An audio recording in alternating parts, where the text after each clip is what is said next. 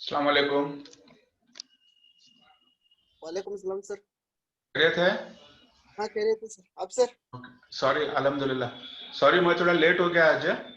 वो नाजिम सर जो आज इकोनॉमिक्स की क्लास लेने वाले थे, उनकी तबीयत कुछ ठीक नहीं है, इसलिए वो नहीं आ रहे। तो अर्जेंट में मैं आ गया क्लास लेने के लिए आपका। ठीक है? Okay sir. ओके। अभी आप लोगों में से 20th को किसकी किसकी एग्जाम्स है? एक शाहिद की है ना शायद? हाँ सर, तैयब की ये भी है सर। हाँ मेरा हाँ है सर। और किसकी है? यूसुफ आपका पीएसआई है? नहीं सर, पीसी का है सर। मोहम्मद यूसुफ आपका पीसी का है। ओके, साहिल आपका? सर मेरी भी एग्जाम। हाँ, आप कौन बोल रहे हैं? आपकी भी है? ओप्पो 9 2020।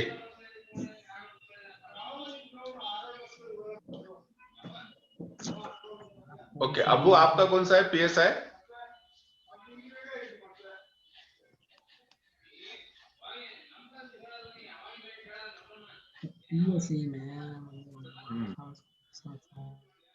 ठीक है, तो आज की क्लास में पहले मैं आपको थोड़ा सा डायरेक्शंस, डिस्टेंस एंड डायरेक्शन, इसके रिलेटेड प्रॉब्लम्स को कैसे सॉल्व करना है उसके बारे में बताऊंगा।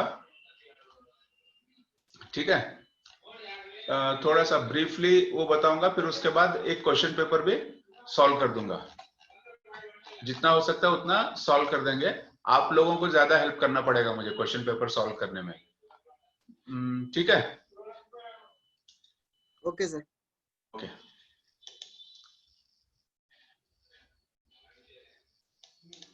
फर्स्ट हम लोग डिस्टेंस एंड डायरेक्शन की क्लास स्टार्ट करते हैं। स्क्रीन दिख रहा है आपको? डिस्टेंस एंड डायरेक्शन दिखाई दे रहा है? हाँ दिखाई दे रहा सर। हाँ सर। हाँ, ओके ओके। देखो, डिस्टेंस मतलब क्या होता है? दूरी। डायरेक्शन मतलब किस तरफ, किस दिशा में जा रहे हैं। ये चीजें हम लोग पता कर सकते हैं डिस्टेंस एंड डायरेक्शन के प्रॉब्लम में। थोड़ा सा कंफ्यूज करके प्रॉब्लम्स देते हैं, वरना इजी ही रहते हैं प्रॉब्लम्स। अभी फर्स्ट, जब आपको डिस्टेंस एंड डायरेक्शन के प्रॉब्लम्स आते हैं तो आपको क्या करना है, एक रफ अपने पास मैप बना के लेना है। जैसे यहाँ पर बना है, तो ऊपर का जो डिस्टेंस रहेगा वो नॉर्थ की तरफ जाएगा, यानी कि उत्तर की तरफ। ओके, ये ऊपर का एरो उत्तर, नीचे का साउथ, राइट साइड में ईस्ट हो जाएगा, आपके लेफ्ट साइड में वेस्ट हो जाएगा। नॉर्थ और ईस्ट के बीच में आएगा नॉर्थ ईस्ट, नॉर्थ और वेस्ट के बीच में आएगा नॉर्थ वेस्ट, देन वेस्ट और साउथ साउथ वेस्ट, ईस्ट और साउथ साउथ ईस्ट। ये हमारे हो जाएंगे डायरेक्शंस। हर एक डायरेक्शन में 45 डिग्री का डिस्टेंस रहेगा। एक चीज हमको याद रखना है। और जो पीसी लेवल में इसके प्रॉब्लम्स कम आएंगे, लेकिन पीएसआई के जो लेवल है या बैंकिंग एग्जाम्स आप देते हो, केपीएससी के एग्जाम्स देते हो, वहां पर ये प्रॉब्लम्स आ सकते हैं। यहां पर आपको एक चीज याद रखना है, हमारा है Pythagoras theorem. Okay, Pythagoras theorem क्या होता है? Hypotenuse is equals to hypotenuse square is equals to adjacent square plus opposite square. ठीक है, इसको हम बोलते हैं पाइथागोरस थ्योरम, जो यहाँ पे लिखा है। यहाँ पर कैसे दिया है? P square plus B square is equals to H square. ये आपको मैं ड्राइंग बोर्ड पे दिखा देता हूं। सपोज ये हमारा एक राइट एंगल ट्रायंगल है, ए बी सी। ओके, तो हमारा एक साइड हो जाएगा एच, जिसको हम, ये वाला साइड है, ये वाला साइड उसको हम बोलेंगे एच करके, इसको बोलते हैं हाइपोटेन्यूज। और जिस तरफ जिस एंगल है, जैसे एंगल बी तो राइट एंगल यानी कि 90 डिग्री का हो जाएगा। एंगल ए जो है, एक एंगल रहेगा और एंगल सी एक रहेगा, दोनों एक्यूट एंगल्स रहेंगे। अगर हम एंगल सी के हिसाब से कर रहे हैं तब क्या हो जाएगा? ये एडजेसेंट हो जाएगा, ये वाला एडजेसेंट हो जाएगा, और ये एंगल अपोजिट एंगल हो जाएगा। कुछ भी हो, लेकिन ये जो हाइपोटेन्यूज है, यहां से जो स्ट्रेट लाइन आ रही है, ये इसको हम बोल रहे हैं एसी। तो इस लाइन का जो भी लेंथ है, इसको हम बोलेंगे एसी, और इसको स्क्वायर कर देंगे। AC square is equals to AC square is equals to AB square plus BC square. ये AB का, इस लाइन का और इस लाइन का स्क्वायर करेंगे तो वो इस लाइन के बराबर रहेगा। ये चीज आपको याद रखनी है, कभी कभी आपको ये प्रॉब्लम्स आ सकते हैं सॉल्व करने के लिए, इस तरह के। उसके बाद नेक्स्ट जो है टीटास रहते हैं। साइन डिग्री 0, अगर साइन टीटा है 0 डिग्री है तो उसका वैल्यू 0 रहता है। ये 10th क्लास के ट्रिग्नोमेट्री में है, ये टेबल आपको वहां पर मिल जाएगा, इसको आप पढ़ के समझ सकते हैं। तो बेसिकली ये चीजें डिस्टेंस एंड डायरेक्शन में आपको याद रखनी पड़ेंगी। सीधा अभी एक्सरसाइज स्टार्ट कर देते हैं। आई गो 10 meters to the east, then I turn left and go 5 meters। ठीक है, ऐसे जब प्रॉब्लम्स आते हैं तो सिंपल आपको कुछ नहीं करना। पहले प्रॉब्लम दिखा देता हूं, प्रॉब्लम शायद नहीं दिखा आपको। ये देखो, आई गो 10 meters to the east, then I turn left and go 5 meters। I turn left again and go 10 meters, and then again I turn left and go 10 meters। In which direction am I from starting point? तो क्या बोल रहे हैं? पहले 10 metre east की तरफ गए, east मतलब तरफ हो गया, राइट टर्न करके 10 मीटर गए, यहां से लेफ्ट टर्न किया। इसको ड्राइंग बोर्ड पे दिखा देता हूं। Okay,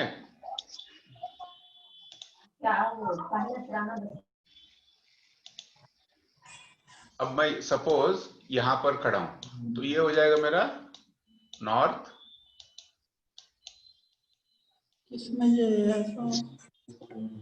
south, waste.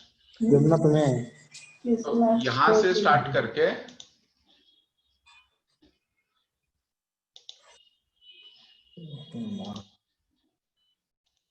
ओके, यहां से स्टार्ट कर रहा हूं मैं, और 10 मीटर ईस्ट की तरफ जा रहा हूं।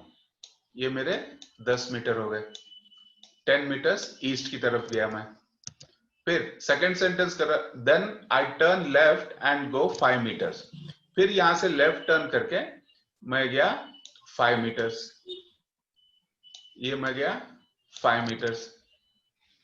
उसके बाद थर्ड सेंटेंस कह रहा है I turn left again and go 10 metres. फिर यहां से लेफ्ट टर्न करके फिर से ये 10 मीटर्स, मतलब यहां पर पहुंच गए, ये 10 मीटर्स है। Okay, and then again turn left and go 10 meters, then again I turn left and go 10 meters।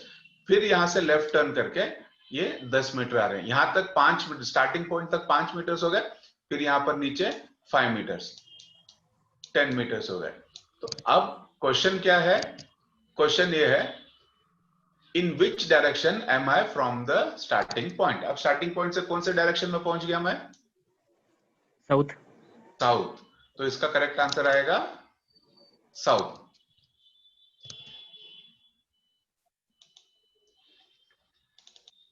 Okay, देखो यहां पर है, पहले 10 मीटर्स ईस्ट गया, लेफ्ट 3 बार लेफ्ट टर्न किया, तो वो स्टार्टिंग पॉइंट को पहुंच के और 5 मीटर्स आगे पहुंच गए, तो वहां पर हो गए साउथ में 5 मीटर्स ये पहुंच गए। इस हिसाब से आपको ड्राइंग करके इजीली ये प्रॉब्लम्स आप सॉल्व कर सकते हो। सेकंड क्वेश्चन दिख रहा है आपको, a boy walks a while facing towards the sun, he turns to his right and continues to walk. Later he turns left and finally turning to his right he stops. Which direction is he facing now? अब बताओ, ये हम लोग कर सकते हैं। A boy walks a while facing towards the sun, सूरज की तरफ फेस करते हुए जा रहा है वो। तो सूरज की तरफ कब फेस कर सकता है वो? या तो जब सूरज उग रहा होगा तो उस समय होगा डायरेक्शन ईस्ट, या फिर सूरज डूब रहा होगा उस समय डायरेक्शन होगा वेस्ट।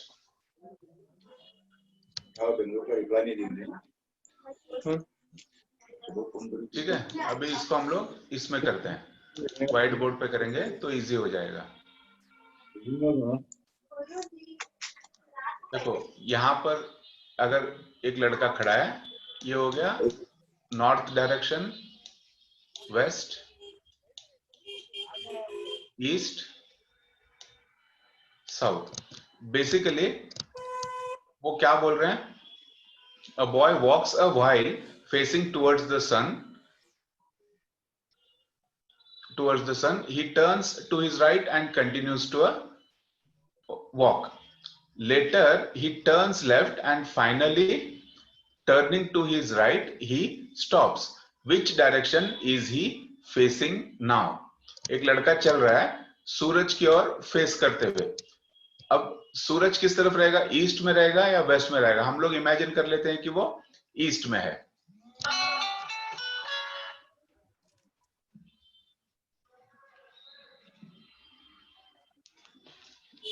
इसका एक minute,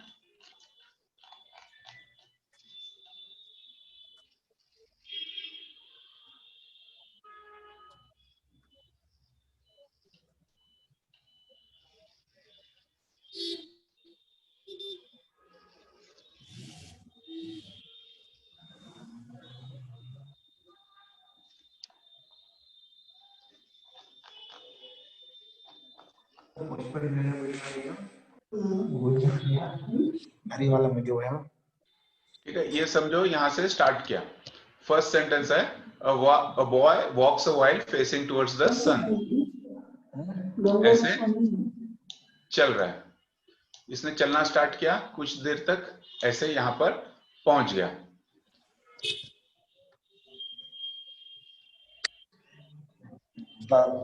He turns left towards the sun, he turns to his right, वो अपने राइट की तरफ टर्न किया उसने। Okay, and continues to walk. Later he turns left, later he turns left मतलब फिर से उसने लेफ्ट की तरफ ऐसे टर्न कर लिया, and continues to walk. Later he turns left and finally turning to his right, फिर वो अपने राइट की तरफ जाते हुए स्टॉप हो गया। He stops. Which direction is he facing now? East. East. नहीं, देखो, a boy North walks a east. while facing towards the sun. He turns to his right. यहाँ से गया, फिर अपने right को turn हुआ and continues to walk. Later he turns left, फिर left होता है and finally turns to his right. अगर Northeast. Northeast. which Northeast. direction is he facing now? He will be facing east direction को वो face कर रहा होगा. East direction, इस तरफ कौन सा direction है हमारा? East direction. तो correct answer इसका east direction आएगा. Okay.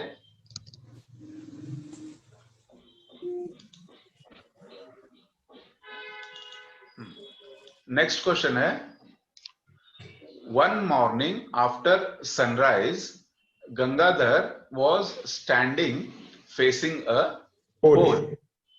The shadow of the pole fell exactly to his right. Which direction was he facing? देखो, सूरज उगने के बाद गंगाधर एक पोल की तरफ देखते हुए खड़ा है. The shadow of the pole fell exactly to his right. Which direction he was facing? ठीक है?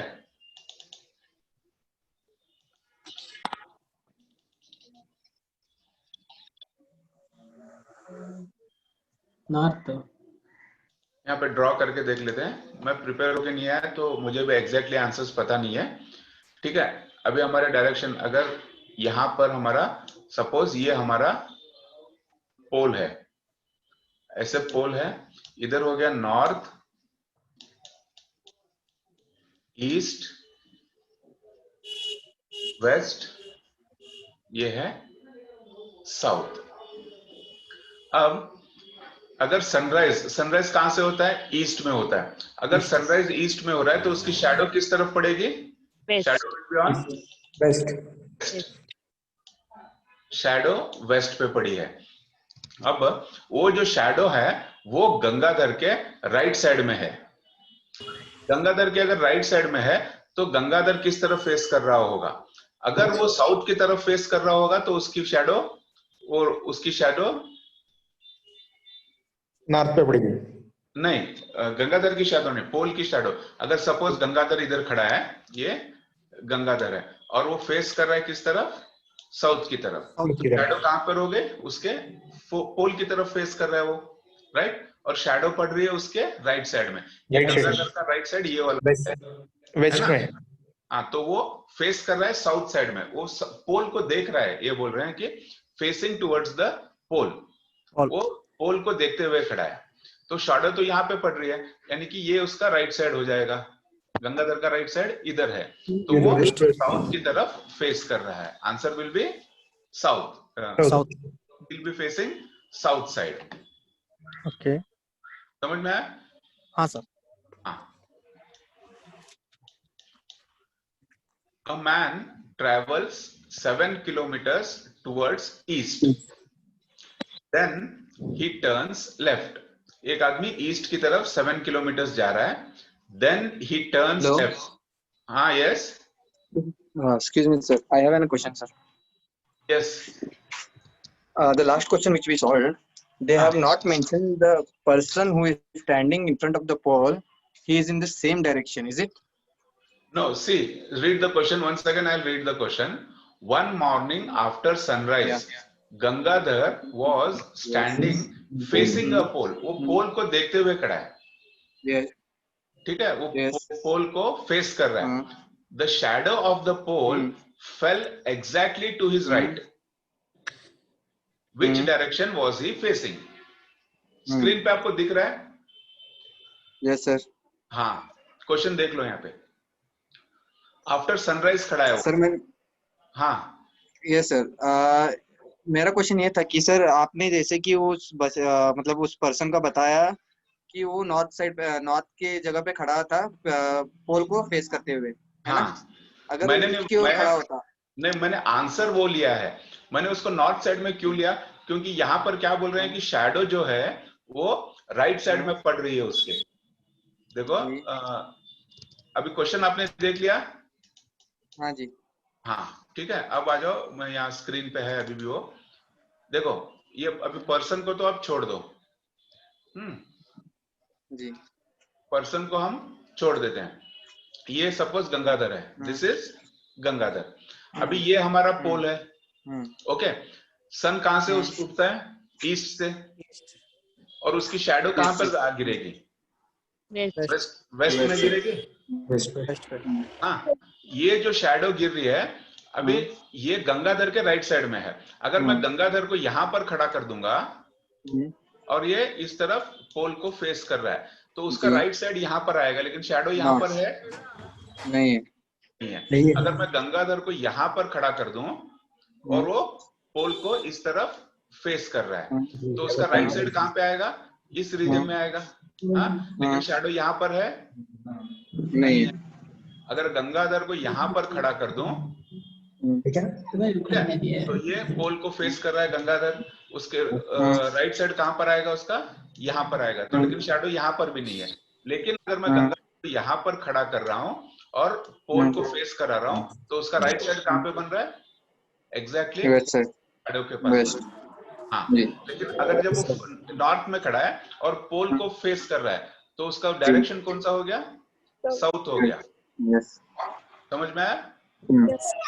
इस तरह से आपको 4 ऑप्शंस ट्राई करने से पहले जल्दी से देखो, रीजनिंग में बेसिकली आपका दिमाग कितना फास्ट काम कर रहा है वो टेस्ट किया जा रहा है। आपका टेस्टिंग क्या हो रही है? आपका माइंड, आपकी जो मेंटल एबिलिटी है वो कितना फास्ट काम करती है वो चेक कर रहे हैं। तो आपको यहाँ पे जल्दी से गेस करना पड़ेगा इसको। Thank you sir. ओके, तो अगर और किसी को डाउट्स हैं तो पूछ लो। आप डाउट्स पूछोगे तो मैं और अच्छी तरह से समझा पाऊंगा और सभी के समझ में भी आएगा जल्दी जल्दी। Yes, sir. ओके, अभी नेक्स्ट क्वेश्चन है, a man travels 7 kilometers towards east, then he turns left and travels 8 kilometers. Again he turns left and travels 10 kilometers. Finally he turns left and travels 2 kilometers. In which direction is he from his starting point? हमको कुछ भी नहीं करना है इसमें। एक बार हमने question पढ़ लिया तो सीधा एक रफ पेपर ले लो, रफ पेपर पे आके ड्राइंग बना लो। ठीक है, एक आदमी यहां पर खड़ा है, ये है ईस्ट और ये है नॉर्थ। फिर यहां पर हो जाएगा वेस्ट, यहां पर हो जाएगा साउथ। फर्स्ट सेंटेंस क्या है? A man travels 7 kilometers towards east. वो फर्स्ट ऐसे 7 kilometers ईस्ट की तरफ गया, ये है 7। उसके बाद then he turns left and travels 8 kilometers। वो लेफ्ट की तरफ टर्न हुआ और उसने ट्रेवल किया 8 kilometers। Again he turns left and travels 10 kilometers। उसने लेफ्ट की तरफ टर्न किया और वो ट्रेवल कर रहा है 10 kilometers। 10 kilometers हो गया। Finally he turns left and travels 2 kilometers। फिर वो लेफ्ट को टर्न करके 2 kilometers यहां पर चल रहा है। In which direction is he from the his starting point? अब वो किस डायरेक्शन में? साउथ। नहीं, यहाँ पर है ना वो स्टार्टिंग पॉइंट उसका ये है और वो यहाँ, तो यहाँ पर कौन सा आएगा हमारा? नॉर्थ वेस्ट आएगा। Northwest. North west. The answer will be Northwest. The answer will be northwest, sir.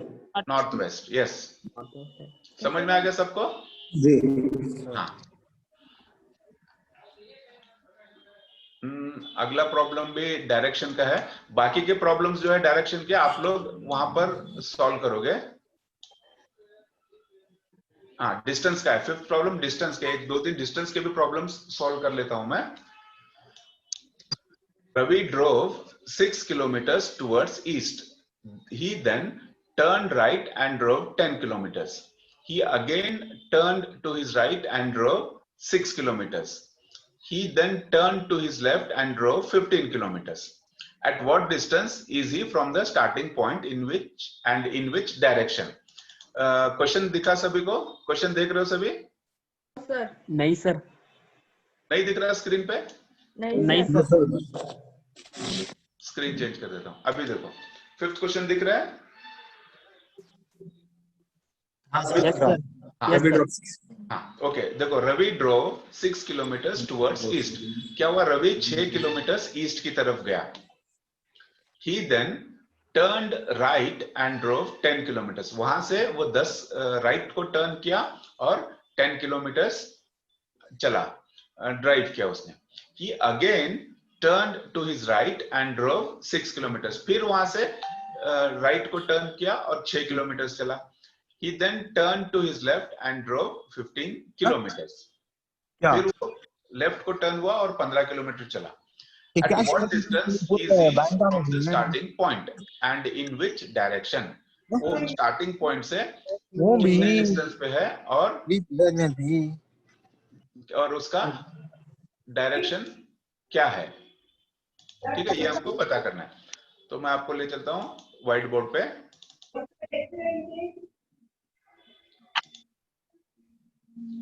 ये हमारा है ईस्ट, नॉर्थ, वेस्ट, साउथ। अभी फर्स्ट सेंटेंस कह रहा है ड्रोव 6 किलोमीटर टुवर्ड्स ईस्ट। यहां से स्टार्ट हुआ और ये गया 6 किलोमीटर। ठीक है, 6 किलोमीटर जाने के बाद he then turned right and drove 10 kilometers. Right की तरफ टर्न किया और वो आ गया 10 kilometre. He again turned to his right and drove 6 kilometers. फिर अगेन वो यहां से चला 6 किलोमीटर। ये आ गया यहां पर, ये हो गए 6 किलोमीटर। यानी कि अब वो हो गया अपने साउथ में, स्टार्टिंग पॉइंट्स के साउथ में हो गया और यहाँ का डिस्टेंस भी रहेगा 10 kilometre. He then turned to his left and drove 15 kilometers. यहां से वो टर्न कर रहा है लेफ्ट की तरफ और ट्रैवल कर रहा है 15 किलोमीटर्स।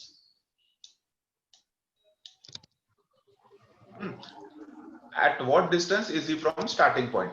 अब देखो, एक उसने साउथ में यहां पहुंचने के बाद उसने ट्रैवल किया 15 किलोमीटर्स और यहां का जो डिस्टेंस है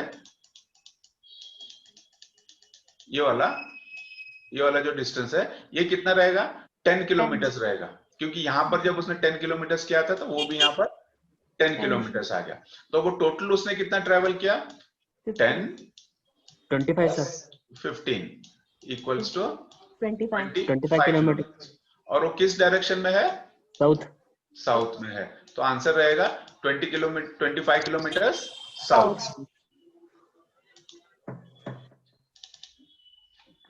25 किलोमीटर साउथ ए वाला आंसर है। ए में जो है वो आंसर रहेगा करेक्ट आंसर।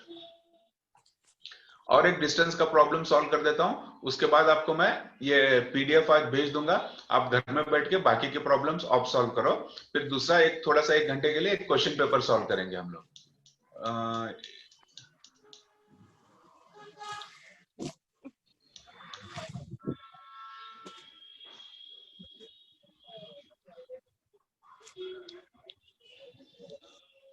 एक क्लॉक वाला 10th वाला क्वेश्चन है, क्लॉक का है। हाँ, इसको सॉल्व करते हैं। A watch reads 4:30. If the minute hand points towards east, in what direction will the hour hand point? बहुत इजी है ये भी। स्क्रीन दिख रहा है ना? Yes sir. हाँ, a watch reads 4:30, 4:30 बजे हैं। If the minute hand points towards east, in what direction will the hour hand point?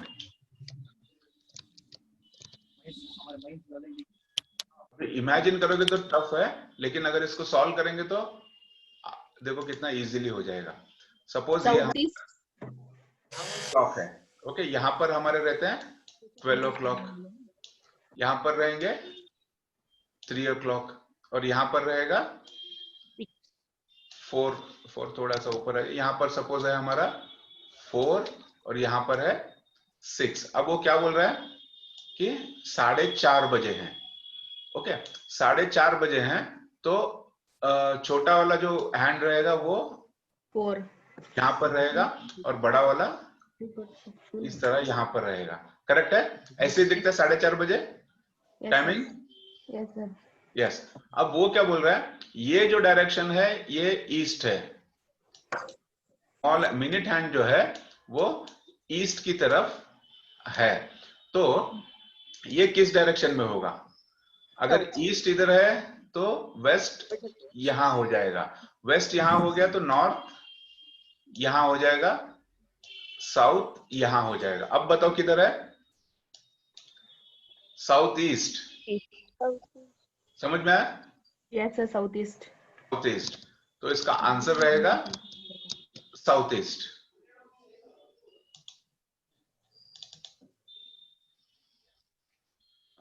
South east, हाँ साउथ ईस्ट, बी जो ऑप्शन है साउथ ईस्ट वो वाला करेक्ट आंसर रहेगा।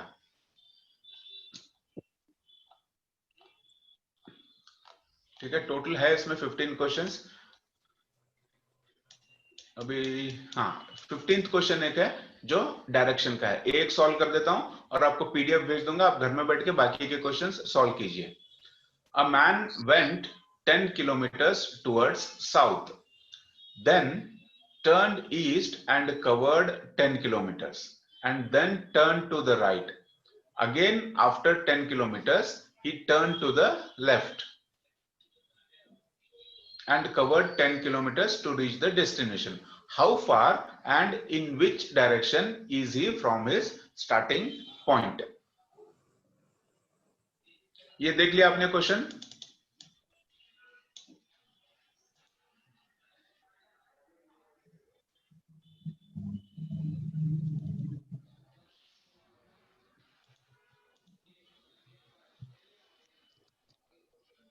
एक आदमी यहां पर है, ये है ईस्ट,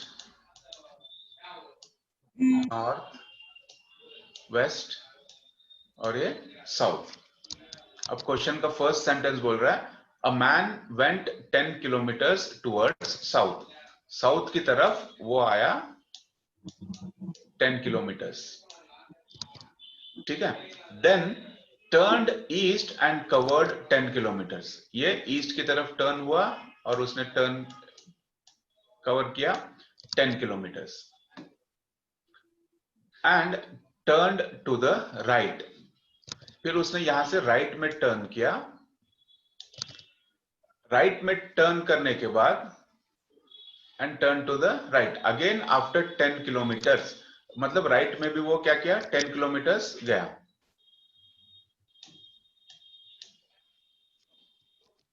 यहां पर वो 10 kilometers गया, again after 10 kilometers he turned left and covered 10 kilometers, फिर यहां से वो लेफ्ट की तरफ टर्न हुआ और उसने कवर किया 10 kilometers, ये उसका डेस्टिनेशन है, ठीक है। तो अब क्वेश्चन क्या पूछ रहा है कि how far and in which direction is he from A starting point. अब वो उसका स्टार्टिंग पॉइंट इधर था और वो पहुंचा है यहां पर, ठीक है।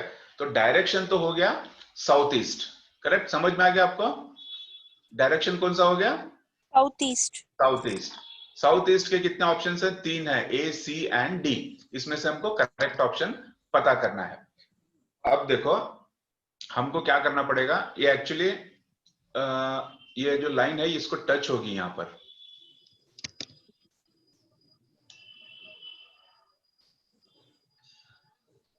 ये ऐसे आएगी क्योंकि ये 10 है, ये 10 है, मतलब यहां पर एक ऐसा स्क्वायर बन जाएगा 10 kilometers का और एक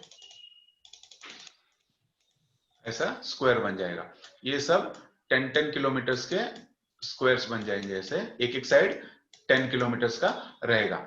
अब ये एंगल यहां पर राइट एंगल हो रहा है, तो हमको फाइंड आउट करना पड़ेगा इसका हाइपोटेन्यूज, यानी कि ये डिस्टेंस। ओके, तो फॉर्मूला कौन सा हमने बोला था? A square is equals to B square plus C square, Pythagoras theorem का हमको यहाँ पे फॉर्मूला यूज करना पड़ेगा, पाइथागोरस थ्योरम का। तो हमारा ये है हाइपोटेन्यूज, ये हाइपोटेन्यूज कितना बनेगा? ये भी 10 है, ये भी 10 है, मतलब 10 square plus 10 square equals to how much? 10 square plus 10 square कितना होता है? 100 प्लस 100 इक्वल्स टू 200. 200. ओके, यहां पर भी स्क्वायर ही रहेगा, ये हाइपोटेन्यूज स्क्वायर रहेगा, तो h is equals to root 200 हो जाएगा। रूट 2 मतलब कितना होता है?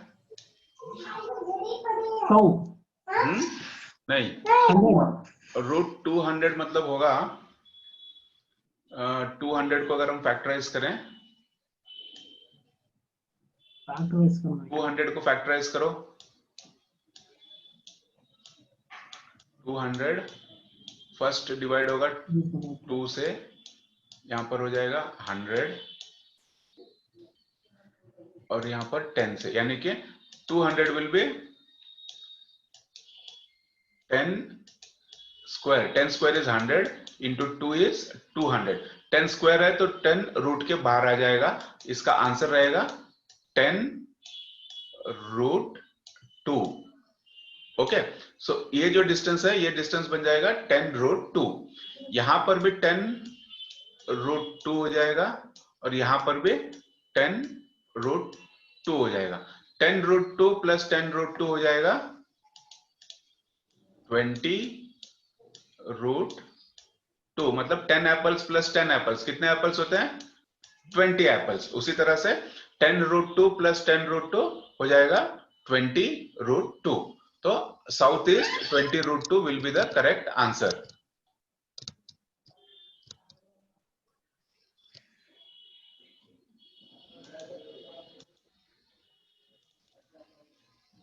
साउथ ईस्ट 20 रूट 2, यानी कि ए ऑप्शन जो है दैट इज करेक्ट आंसर। समझ में नहीं आया तो पूछ सकते हैं, और एक बार समझाता हूं मैं आपको। सबको समझ में आ गया? मैथमेटिक्स में वीक है तो रूट कैसे आया, स्क्वायर कैसे आया, ये थोड़ा सा कंफ्यूज हो रहा होगा आपको, है ना? Okay, no answers. मैं क्लास के बाद में ये पीडीएफ आपको भेज दूंगा, ठीक है? ये पीडीएफ आपको भेज दूंगा, उसके बाद आप इसको सॉल्व कीजिए, अगर फिर भी कुछ डाउट्स हैं तो आप पूछ सकते हैं। अब नेक्स्ट क्या करेंगे हम लोग, एक 5 मिनट्स का ब्रेक लेंगे।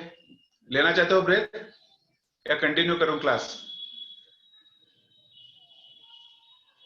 कुछ भी आंसर्स नहीं है तो क्लास कंटिन्यू कर देता हूं। कंटिन्यू कीजिए सर। कंटिन्यू करूं? ओके। नेक्स्ट जो है, मैं सब इंस्पेक्टर एग्जामिनेशन 2009 का मेरे पास एक क्वेश्चन पेपर है। दिख रहा है आपको क्वेश्चन पेपर? दिख रहा है? रिचार्ज कर दो थोड़ा, बच्चे को क्या मालूम। Okay, police sub inspector examination 2009 का क्वेश्चन पेपर है। इस क्वेश्चन को सॉल्व करेंगे। अब मैंने भी इसको सॉल्व नहीं किया है, आंसर्स नीचे देख के ही बताऊंगा आपको, लेकिन ये क्वेश्चन सर ने सॉल्व किया है क्या? No sir, no sir. अच्छा, नहीं मुझे लगा कि सर ने ऐसे सॉल्व किया रहेगा करके। डॉक्टर सुलभ पाठक popularized सुलभ टॉयलेट्स, करेक्ट और रॉन्ग? Correct. इनको मैसेज है, ये वो सब रहता है, उनको चलता है जीवन। नहीं, इसका आंसर रॉन्ग है। हेलो करने वाले हमने कहीं को लगता होता सब सर वो क्वेश्चन सॉल्व किए हैं। सॉल्व किए है ना? जरा बच्चे आएंगे हमारे गोवा में है, तो रिक्शा चलाते थे। सॉरी कर को रहेंगे मेरे हिसाब से। ये है ना, मुझे भी सुलभ पाठक पढ़ने के बाद लग रहा है कि सर सॉल्व किए हैं। वो रियाज सर करे थे सर ये एक पेपर मिनट मैं सॉल्व चेक करता हूँ, रुको, चेक करता हूँ। अगर सर ने सॉल्व किया तो मैं दूसरा क्वेश्चन पेपर ले लूंगा। Take another one sir.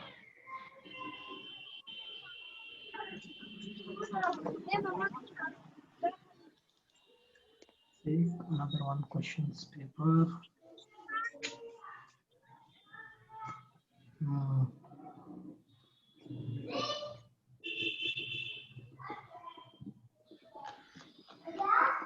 हाँ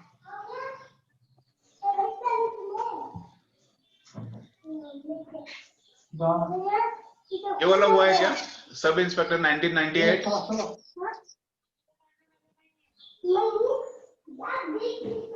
प्लीज सब इंस्पेक्टर 1998। वो सर ये भी कर कोई नहीं उन्होंने यार सर सॉल्व करें सर, ये भी सर ये सॉल्व भी है। करे? अच्छा 2009 भी करे है ना? देखो Nandan Nilekani is the chairman of yes UIDAI. Sir solve करें सर, ये भी सॉल्व है सर। ओके ठीक है, मैं और एक दूसरा कोई तो क्वेश्चन पेपर लेता हूँ। एक जस्ट मुझे 5 मिनट दो, क्वेश्चन पेपर डाउनलोड कर लेता हूँ मैं, ठीक है?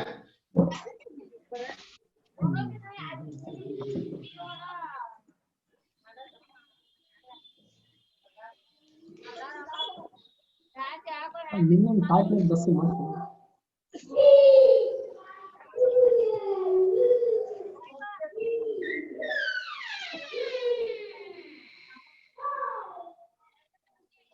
सर मिनिमम कितने लेना होगा पास के लिए?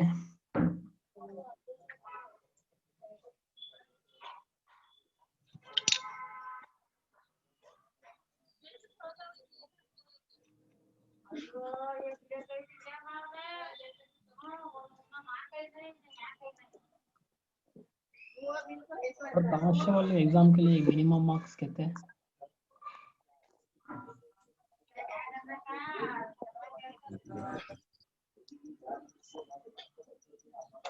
Sir give the idea about exam. सब लोग सुन पा रहे हैं? हेलो हाँ सर। सर, नहीं सलमान बोल रहा हूँ भाई। हाँ सर बोलिए। जी, आपने कोई अब तक एग्जाम अटेंड किया हुआ है आप लोगों में से किसी ने? हाँ भाई क्या है? कौन से साल में किए थे? हेलो हाँ भाई, कौन से ईयर में किए थे? हेलो हेलो हेलो बोलो भाई। सुन। हाँ जी, कौन से बोलो ईयर में भाई। किए थे एग्जाम? भाई मैं समझ नहीं 2018 आया भाई आपने जो कहा। 2018 में कौन सा पीएसआई का? 2018 वही पीएसआई का कांस्टेबल का। कांस्टेबल का किए थे क्या? अच्छा ठीक है। पीएसआई का 2017 किया था। 2017 किए थे तो हेलो क्या था मतलब उसमें? हाँ भाई हाँ सुन पा रहा हूँ। मतलब मेरिट लिस्ट क्या थी उसमें? भाई भाई क्वालिफाई भाई हुए थे? मुझको तो भाई क्वालिफाई में शॉर्ट पुट में चला गया। फिजिकल में? हाँ अच्छा ठीक है भाई। अभी टेंशन नहीं भाई, पास हो जाऊंगा। कौन सा वाला, फिजिकल या रिटर्न? जो भी पास हो जाऊंगा। इंशाल्लाह। देख लेंगे, अभी है ना टाइम। फिजिकल सब लोग कर रहे हैं कि नहीं प्रैक्टिस? हाँ फिजिकल सर चल पूरा रहा कर है रहे सर। हैं। फिजिकल सबका सलमान आपका चल रहा है फिजिकल? हाँ जी सर, हाँ जी सर चल रहा है। अच्छा आप पहले कौन सा एग्जाम बैठे थे? सर मैं इससे पहले रेलवे का क्लियर कर चुका हूँ। मैं सेकेंड रेलवे एग्जाम क्लियर कर चुका हूँ। हाँ तो अभी मैं यूपीएससी के लिए ट्राई कर रहा था। यूपीएससी के लिए ट्राई करो, पुलिस का नहीं जी अप्लाई किया? सर अभी रेवेन्यू इंस्पेक्टर का किया हूँ। अच्छा रेवेन्यू इंस्पेक्टर जी का किए हो, ओके। हाँ जी। पहले आपका एक्सपीरियंस कैसा है? क्वेश्चन पेपर्स कैसे आते हैं, क्या आते हैं? है ना सर, मतलब ये अगर हम लोग रेगुलरली हिंदू न्यूज़पेपर पढ़ते रहेंगे तो हाँ जीके जो है बहुत इजीली क्लियर हो जाएगा। Yes correct. और उसके साथ साथ में चाणक्य कब्जा बोल के एक ये आता है सर, हाँ मैगजीन। अगर उसको हम्म। भी अगर हम लोग रेफर करते रहेंगे तो करंट अफेयर्स के साथ साथ में जो जीके के जो ऐसे ऐसे आते हैं ना सर, हाँ उसमें हाँ राइटिंग के हाँ लिए भी बहुत मदद हो जाएगी वो। बहुत हेल्पफुल होता है, यस। मैंने सभी स्टूडेंट्स को स्टार्टिंग में जब ग्रुप बनाया था तब भी बोला था आप जीके के लिए हिंदू पढ़ें। हिंदू बहुत अच्छा पेपर है जीके के लिए। और उसके साथ साथ चाहे तो डेक्कन हेराल्ड पढ़ सकते हैं। और अगर रेफर करना है तो ये भी कर सकते हैं, प्रजावाणी कन्नड़ा में बहुत अच्छा आता है। कन्नड़ा के जो न्यूज़पेपर्स हैं उसमें Prajavani is a good paper, है ना? हाँ सर हाँ सर। प्रजावाणी अच्छा है, ये मैंने पढ़ने के लिए बोला था, पता नहीं कितने लोगों ने पढ़ा नहीं पढ़ा, लेकिन जो सर मेरे ये पास पढ़ तो रहे थे सर उनके लिए अच्छा है। सर मुझे तो आपका उतने सारे न्यूज़पेपर भी पढ़ने के बोला लिए टाइम था नहीं कि मिलता है। हाँ तो मैं बस हिंदू पढ़ता हूँ। और इनसाइट ग्राफिक्स का एक ये आता है, इनसाइट सॉल्यूशंस बोल के एक वेबसाइट हाँ है हाँ जहाँ पे रेगुलरली करंट अफेयर जो है अपडेट होते रहते हैं, हाँ जो सबसे एग्जाम रिलेटेड इंपॉर्टेंट होते हैं। तो कौन सा उसके वेबसाइट अलावा बताया आपने? इनसाइट बोल क्या है सर, इनसाइट, हाँ और प्लस 365 बोल के एक ओके और एक ओके, आता है, पीवी 365, हाँ वो हाँ वाला एक है। तो इन दोनों पे जो हाँ, है जनरल नॉलेज के क्वेश्चंस बहुत अच्छी तरीके से सॉल्व किए होते हैं, जो एग्जाम्स अच्छा में बहुत हेल्पफुल होते हैं। ओके, तो ये दोनों मैं रेफर करता हूँ। रेफर करते हो। और जीके के लिए तो यही है। हिस्ट्री के लिए वगैरह कौन सी बुक रेफर करते हो? सर हिस्ट्री के लिए तो मैं अभी फिलहाल मैं मॉडर्न हिस्ट्री ऑफ इंडिया के लिए स्पेक्ट्रम यूज कर रहा हूँ, जो आर एस शर्मा की है, और पॉलिटी के लिए जो है लक्ष्मीकांत की यूज कर रहा हूँ, अच्छा और इसकी जियोग्राफी के लिए जीसी लियोंग की यूज कर रहा हूँ। ओके। ये तीन अभी मैं फिलहाल यूज कर मैथमेटिक्स चुका हूँ। सर मैथमेटिक्स सब्जेक्ट नहीं है सर मेरा। आपका नहीं है क्या? ओके। रीजनिंग, सर रीजनिंग तो रीजनिंग, जनरल कर दो, हाँ सर जनरल में सॉल्व करते रहता हूँ ऐसे ही ऊपर ऊपर। जनरल सॉल्व करते रहो, वो बस है रीजनिंग। जी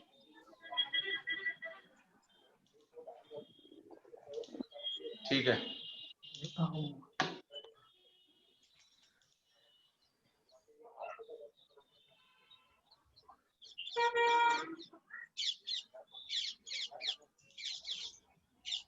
फर्स्ट बुद्ध कौन सी?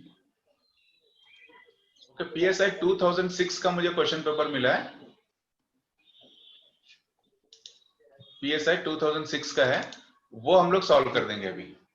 ठीक है, आप लोग ही मुझे हेल्प करो, क्योंकि मैंने इसे डायरेक्टली अभी उठाया है, तो मुझे भी शायद बहुत सारे आंसर्स नहीं पता रहेंगे, मेरा जीके उतना अच्छा नहीं है। Choose the correct pair. Ellora caves कहां पर है? अजंता, अजंता। अजंता में, तो साका रॉन्ग है। महाबलीपुरम राष्ट्रकूटा राष्ट्रपिता। सही है, महाबलीपुरम राष्ट्रकूटा। हाँ sir. Yes sir. B answer is the right answer. Check कर लेता हूं आंसर्स, इसमें रहेंगे नीचे।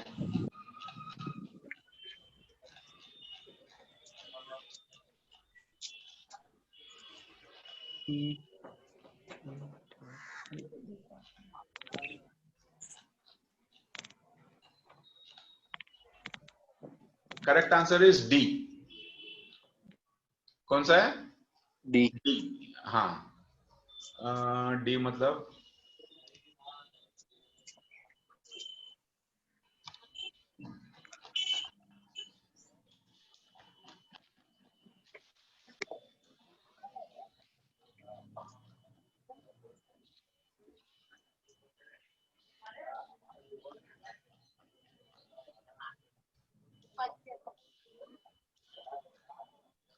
खजुराहो चंडेलास, जो खजुराहो है चंडेला में, वो वाला जो है करेक्ट आंसर है।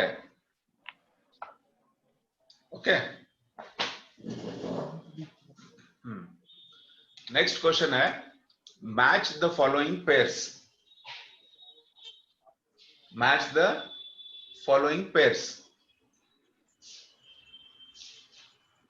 क्या है? Second Sangam Abhidhamma Pitaka, third Sangam Tolkappiyam, first Buddhist council, third Buddhist council. ये किसी को पता है क्या? नहीं सर। है ना, ये शायद बुद्धा के रिलेटेड में है, तो इसका करेक्ट आंसर मैं आपको बोल देता हूं, बी। बी वाला जो है करेक्ट आंसर, यानी कि पी, सेकंड संगम टोलकप्पियम में हुआ। फिर Q4 मतलब थर्ड संगम सिलप्पडिकम में हुआ। R3 first Buddhist council Abhidhamma Pitaka, और R3 त्रिपिटिकता third Buddhist council Abhidhamma Pitaka, S1। थोड़ा टफ क्वेश्चन है, मैंने भी बहुत सारी चीजें इसमें से सुनी नहीं थी। ओके, नेक्स्ट क्वेश्चन है, which scholar accompanied Ghazni Mohammad. हाँ, ये बताओ, ये इजी क्वेश्चन होना चाहिए। Which scholar accompanied Ghazni Mohammad. Ghazni Mohammad sir option B, option B. Option B. अच्छा, पहला है इब्ने बतूता, बी है Al Biruni, Amir Khusro, Firishta. Al Biruni is the correct answer. Sir Okay. Ibn Battuta Mohammad Ghazni के साथ अल बिरोनी आए थे। Sir Ibn Battuta Mohammad bin Tughlaq क्या? हाँ इबन बबूटा मोहम्मद बिन तुगलक। हाँ, इब्ने बतूता मोहम्मद बिन तुगलक के साथ आया था। अमीर खुसरो किसके साथ थे दिल्ली में? निजामुद्दीन औलिया के टाइम पे अमीर खुसरो थे। तब रूलर कौन थे दिल्ली के? मुगल्स में से कोई थे। अमीर खुसरो के टाइम पे कोई मुगल रूलर्स थे। अकबर। तुगलक के साथ इब्ने बतूता, गजनी के साथ Al बिरोनी। Which European country was the first to commence trade with India? India के साथ Portugal. Sir Portugal. Portugal. Yes good, correct answer. Portugal first आए थे इंडिया में, गोवा से उनका स्टार्ट हुआ था। In which states does the river Chambal flow? Chambal Rajasthan. तीन स्टेट्स के नाम दिए इन्होंने हर एक इसमें, यूपी, एमपी, राजस्थान। यूपी, यम्मार, गुजरात, और राजस्थान, यम्मार, बिहार, गुजरात, यम्मार, Chhattisgarh. Sir option A. Sir option A. Option A is the correct answer. Chambal river जो है यूपी, एमपी और राजस्थान, इन तीन जगहों पर बहती है। यूपी से निकलती है, एमपी में ज्यादातर इसका, यूपी और एमपी में ज्यादातर होता है, और थोड़ा सा ये राजस्थान में भी बहती है। कहां पे एंड होती है आप जरा नेट में सर्च करके पता कर लो। In which, sixth question, in which state is silent valley situated? Kerala. Kerala sir. Kerala, good. C is the correct answer. Question 7. Jawar is largely grown in which districts of Karnataka? Mandya नहीं। जवार, जारी कौन कौन से डिस्ट्रिक्ट्स में ज्यादा होती है? Sir option A. Option A. Gulbarga, Dharwad, Davangere. हाँ, Option option A. A is the correct answer. Correct answer, Gulbarga, Dharwad and Davangere. Eighth question. Match the following oil production centers with the states in which they are located. Ankleshwar कहां पर है? Bombay high कहां पर है? और डिगबोई कहां पर है? रावा कहां पर है?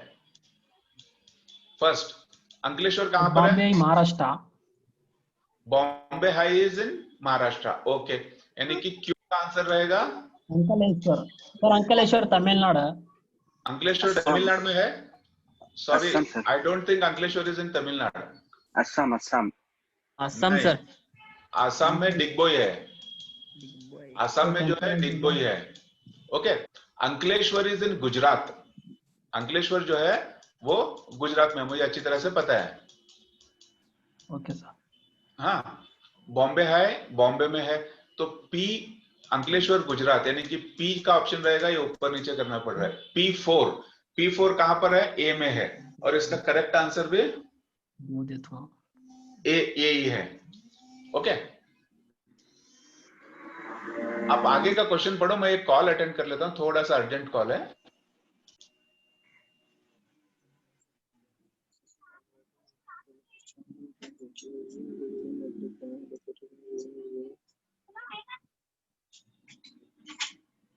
भैया अब इंटरव्यू है कोई क्या? ठीक है, तो ये ऑप्शन जो है P4, यानी कि जो P अंकलेश्वर है वो गुजरात में है, Q3 बॉम्बे है महाराष्ट्र में है, दिग्बोय R2 असम में है, और रावा जो है S1 रावा जो है वो है आंध्र प्रदेश में। नाइन्थ क्वेश्चन है, in banking industry non performing asset means, economics के रिलेटेड है, एनपीए बोलते हैं इसको, कोई बता सकता है? Sir option D. Option D. Yes, option D, unrecovered loans. अगर कोई भी लोन 3 महीने से ज्यादा इंटरेस्ट और उसका प्रिंसिपल नहीं रिकवर हो रहा, ठीक है, जो अगर हमें मंथली इंस्टॉलमेंट भरना रहता है ना लोन का, अगर 3 महीने तक किसी ने नहीं भरा और उसका पीरियड 3 महीने से ज्यादा उसने अगर नहीं बना, तो उस लोन को एनपीए हो जाता है, नॉन परफॉर्मिंग एसेट। एसेट का मतलब क्या होता है? एसेट एक तरह से आस्ती है। तो जो लोन दिया है बैंक ने लोगों को, वो उनकी एक एसेट है। अगर वो एसेट उनको इंटरेस्ट नहीं दे रहा तो वो नॉन परफॉर्मिंग हो जाता है। इसको बोलते हैं unrecovered loans. Question number 10, which of the following is levied by state government? इसमें से स्टेट गवर्नमेंट कौन सा टैक्स लगाती है? Income tax, custom duty, wealth tax, professional tax? Professional tax. Professional tax. Correct. बाकी सब सेंट्रल गवर्नमेंट द्वारा लगाए जाते हैं। Which country accounts for the largest imports from India? USA. India से किस कंट्री को सबसे ज्यादा एक्सपोर्ट होता है? यूएसए। यूके। USA sir. ये देखो 2006 का क्वेश्चन है, ठीक है? UK sir. यूएसए नहीं, यूएसए है। उस टाइम पे यूएसए था। 11th का आंसर है यूएसए, ए आंसर। सबसे ज्यादा इंडिया से एक्सपोर्ट्स होते हैं यूएसए को। Question number 12, who recommends the proportional distribution of revenue collected by the central government to the states? जो रेवेन्यू यानी कि टैक्स रेवेन्यू कलेक्ट होता है, उसका एक प्रोपोर्शन में डिस्ट्रीब्यूट होता है सेंट्रल गवर्नमेंट का और स्टेट गवर्नमेंट का। वो कौन रेकमेंड करता है? Sir financial commission. Finance commission, planning commission, interstate council, pay commission? Financial commission. Financial commission. Finance commission answer है। प्लानिंग कमीशन का काम क्या होता है? कोई बता सकता है? प्लानिंग कमीशन का काम होता है आगे के लिए, फ्यूचर के लिए 5 ईयर प्लान्स जो बनते हैं, वो फ्यूचर के प्लानिंग करना प्लानिंग कमीशन का काम होता है। अभी प्लानिंग कमीशन का नाम चेंज होकर नीति आयोग हो गया है। ओके। फिर होता है इंटरस्टेट काउंसिल, मतलब ये स्टेट्स की एक काउंसिल रहती है। पे कमीशन, पे कमीशन डिसाइड्स कि सैलरीज, गवर्नमेंट एम्प्लॉयज को सैलरी कितने मिलेंगे, वो पे कमीशन द्वारा डिसाइड किया जाता है। तो फाइनेंस कमीशन जो है वो डिसाइड करता है कि जो टैक्स है वो कैसे डिस्ट्रीब्यूट होगा। Question number 13, the presence of what makes cow's milk get yellowish colour? Cow का जो दूध रहता है, गाय का जो दूध रहता है, वो येलो क्यों होता है? किस चीज की वजह से? Xanthophyll, fructose, glucose, riboflavin? तो किसी को पता है? Science, any science graduates? Okay, इसका करेक्ट आंसर है ज़ैंथोफिल। ए ऑप्शन है ना, ए ऑप्शन, वो इसका करेक्ट आंसर है। 14th question, the average weight of the brain of an adult human male? 1400 grams. 1400 grams. 400 grams. Correct answer. Very good. Average weight of brain of an adult human male is 1400 grams. 1.36 sir. नहीं, answer अभी यहाँ पर सी है। 1.36 मतलब अगर round of करेंगे तो 1400 ही हो जाता है। 1.36 किलोग्राम्स रहेगा, उसको राउंड ऑफ करेंगे तो 1400 ग्राम्स हो जाता है। Question number 15, mangroves are found in? River, C, banks. Mangroves कहां पर होते हैं? सर ऑप्शन डी, रिवर, सी, बैंक्स। रिवर, सी, बैंक्स। यस।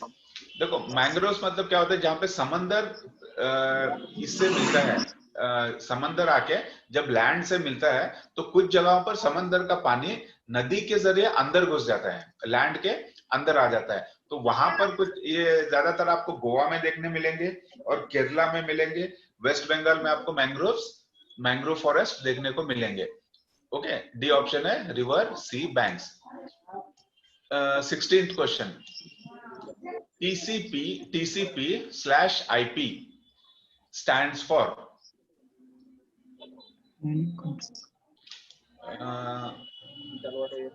ठीक है, town and country planning, industrial planning. फिर उसके बाद है B option, transport control plan, integrated plan. C option है technical component protocol, intelligent protocol.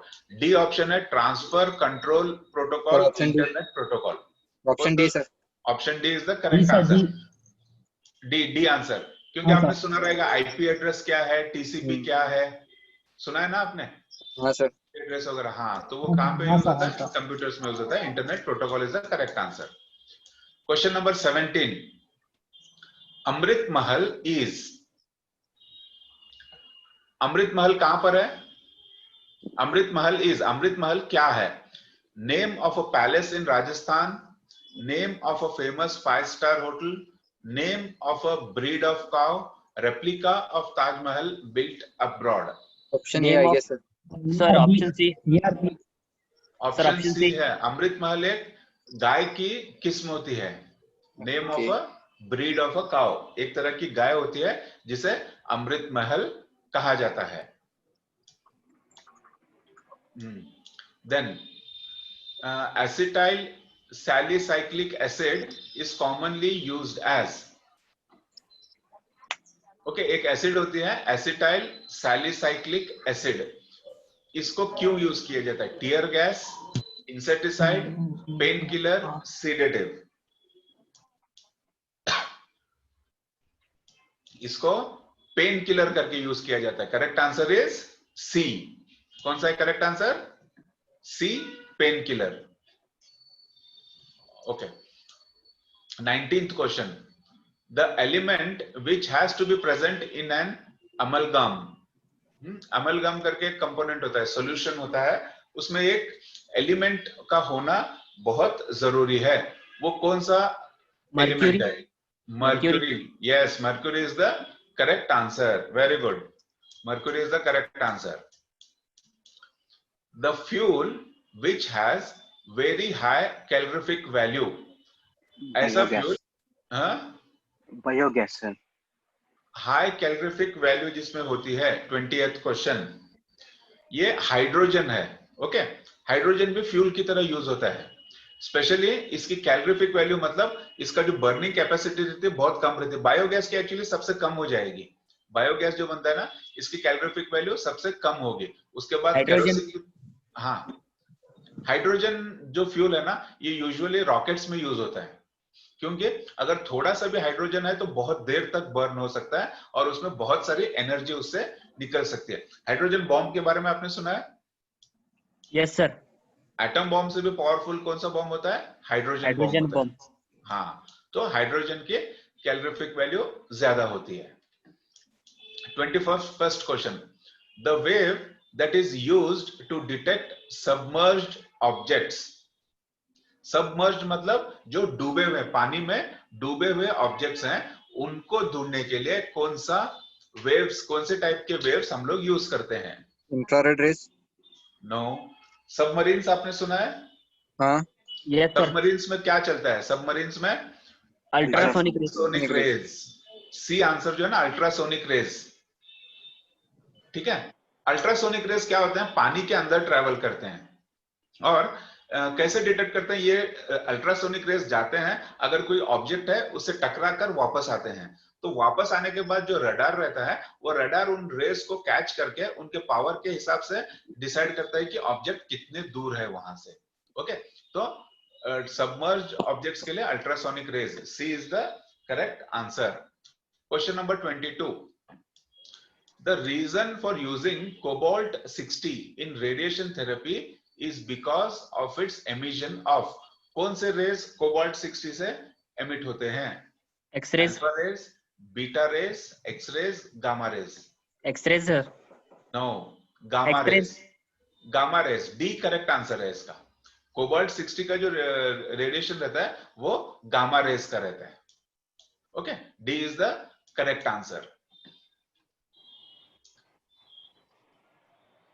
अरे आज जल्दी जल्दी में मैंने हमारे क्लास को रिकॉर्ड करना भूल गया। ठीक है, क्लाउड रिकॉर्डिंग से ले लेंगे उसको बाद में। जो लोग नहीं देख रहे हैं उनके लिए थोड़ा सा मुश्किल हो जाएगा आज। एनीवेज, मैं अब्दुल सलाम से बोल दूंगा, वो क्लाउड रिकॉर्डिंग से हमारी क्लास का रिकॉर्डिंग लेके पोस्ट कर देंगे। Okay, 23rd question, the chemicals released by animals to attract partners through smell. Animals में केमिकल रिलीज होता है जिससे कि वो अपने पार्टनर को अट्रैक्ट करते हैं स्मेल के थ्रू। कौन सा केमिकल है? Adrenaline, oestrogen, pheromone, insulin? Roman. Yes, pheromone is correct answer. C जो है करेक्ट आंसर है, क्योंकि एड्रेनलिन अंदर फ्लो होता है बॉडी के जब आदमी जोश में आ जाता है, आदमी कुछ एक्साइटेड हो जाता है तब एड्रेनलिन फ्लो होता है। इंसुलिन कब फ्लो होता है? शुगर के टाइम पे, बॉडी शुगर कंट्रोल करने के लिए इंसुलिन फ्लो होता है। एस्ट्रोजन मुझे एग्जैक्टली पता नहीं है, लेकिन करेक्ट आंसर है pheromone. The common name of sodium hydrogen carbonate NaHCO3 क्या है? Washing soda, baking soda, bleaching powder, none of the above? Sir, none of the above. None of the above is the correct answer. Okay, NaHCO का इसमें नहीं दिया है, sodium hydrogen carbonate. 25th question. The first prose work in Kannada language. The first prose work in Kannada language. Sir, option A. क्या है वो? वदर, पढ़ो आप। ऑप्शन ए का क्या है? Sir, Vardhana. वडरदने। हाँ, करेक्ट है option A. Option A is the correct answer. Okay, next question है, द ऑथर ऑफ यशोधरा चरित, यशोधरा चरिते, यशोधरा चरिते करके एक बुक है, इस बुक को किसने लिखा है? पूना, पंपा, जना, रना? सुना है इस बुक का नाम किसी ने? यशोधरा चरिते, इसको लिखा है जन्ना ने। सी ऑप्शन, जन्ना। 27th question, the creator fictional character Pattedara Purushottama, the creator of fictional character Pattedara Purushottama, इसको किसने क्रिएट किया? कोई बता सकता है? M Ramamurthy, N Narasimhaiah, C Krishnamurthy Puranik, या डी ऑप्शन है SL भैरप्पा? इसका करेक्ट आंसर है बी, एन नरसिम्हैया ने इसको क्रिएट किया है। एक कैरेक्टर है पट्टेदारा पुरुषोत्तम करके, उसको क्रिएट किया है एल नरसिम्हा ने। इतना आपको याद रखना है। What comes next? मेरा क्वेश्चन आ गया। -2 है, उसके बाद -5, उसके बाद 5, 11, 23, 47। इसको ओरली सॉल्व करना है, मैं स्क्रीन पे नहीं सॉल्व करूंगा, आप लोग सब अपने दिमाग में कैलकुलेट करो। -2 से 5 कैसे हो रहा है? अगर इसमें 7 ऐड कर दें, -2 + 7 इज 5। 5 से 11 कैसे हो रहा है? +6 करेंगे तो 5 + 6 11। 11 से 23 कैसे हो रहा है? +12 ऐड करेंगे तो। और 23 से 47 कैसे हो रहा है? 24 ऐड करना है। 24 ऐड करने से। तो अब अगला क्या आएगा? 48 ऐड करना होगा।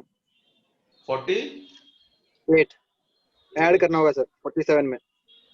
97 आंसर नहीं, हाँ, तो ऐड करने के बाद क्या आएगा आंसर? 47 में 48 ऐड करेंगे तो कितना होता है?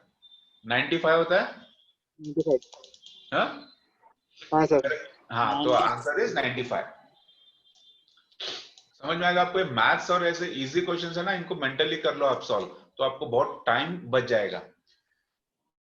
अच्छा, नेक्स्ट क्वेश्चन है, व्हाट कम्स नेक्स्ट? 2/3, 4/7, 7/13, 11/21।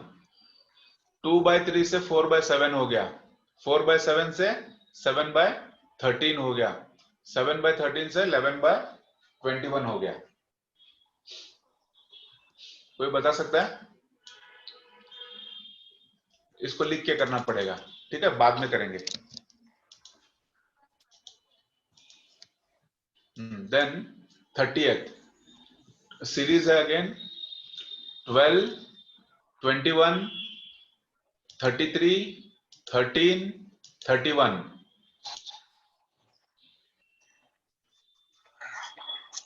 कोई बता सकता है?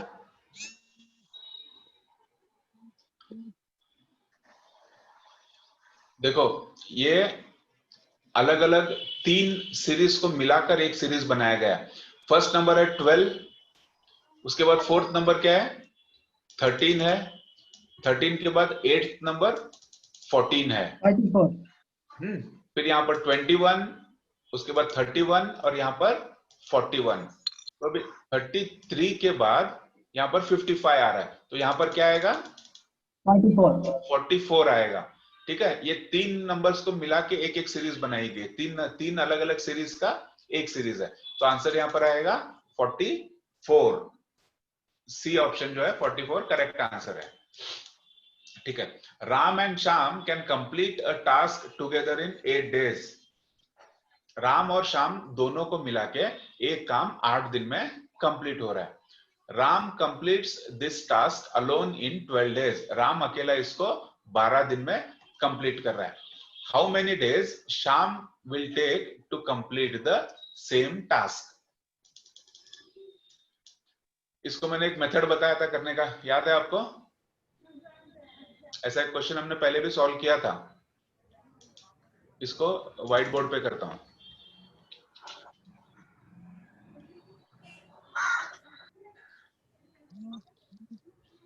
Ram and Shyam can complete a task in 8 days.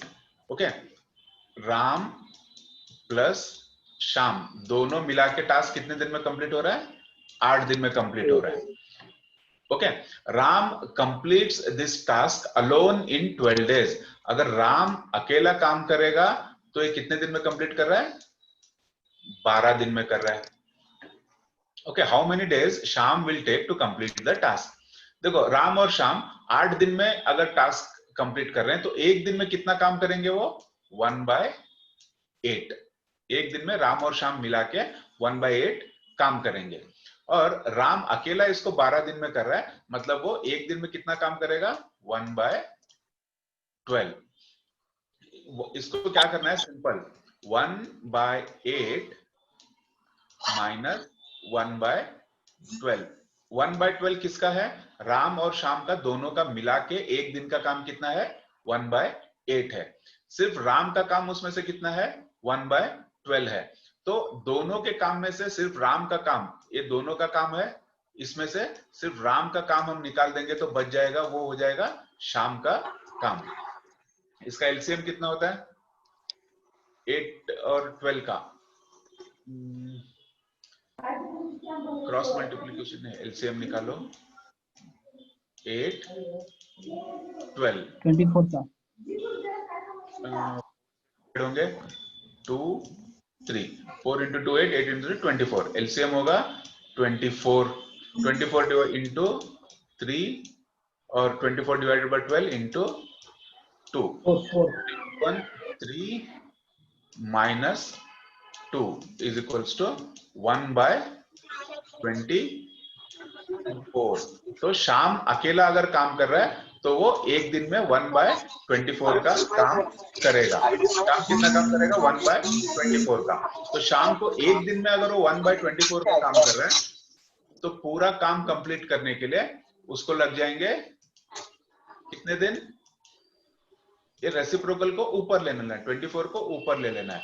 तो शाम को अकेला काम करने में लगेंगे 24 days.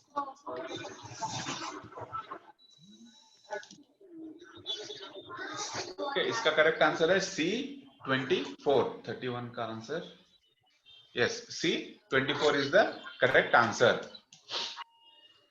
32 question. In an examination 30% students fail in maths, 25% in English and 15% in both the subjects. What is the percentage of pass? एक exam है, 100 में से 30 बच्चे मैथ्स में फेल हो रहे हैं और 100 में से 25 बच्चे इंग्लिश में फेल हो रहे हैं, 15 बच्चे दोनों सब्जेक्ट्स में फेल हो रहे हैं। तो इसका हमको परसेंटेज, टोटल पास परसेंटेज निकालना है।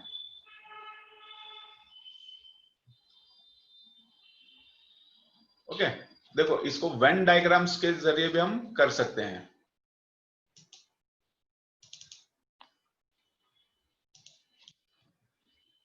अगर ये 100 बच्चे हैं तो इसमें से कुछ बच्चे मैथ्स में फेल हो रहे हैं।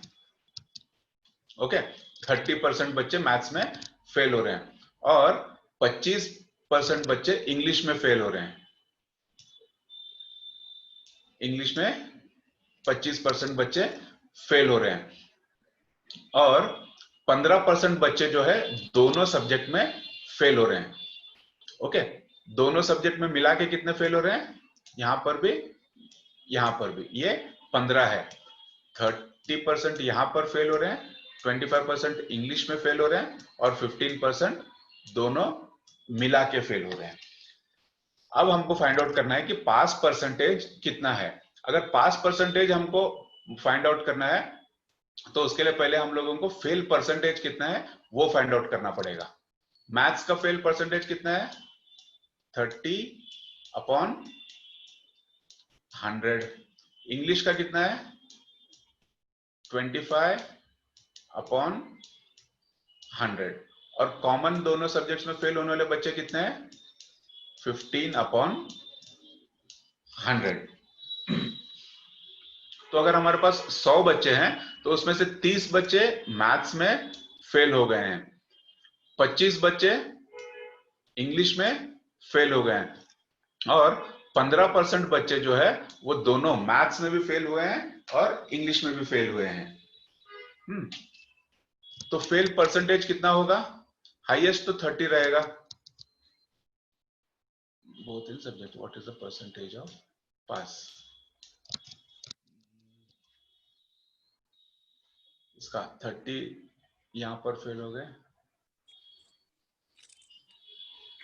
25 इंग्लिश में फेल हो गए।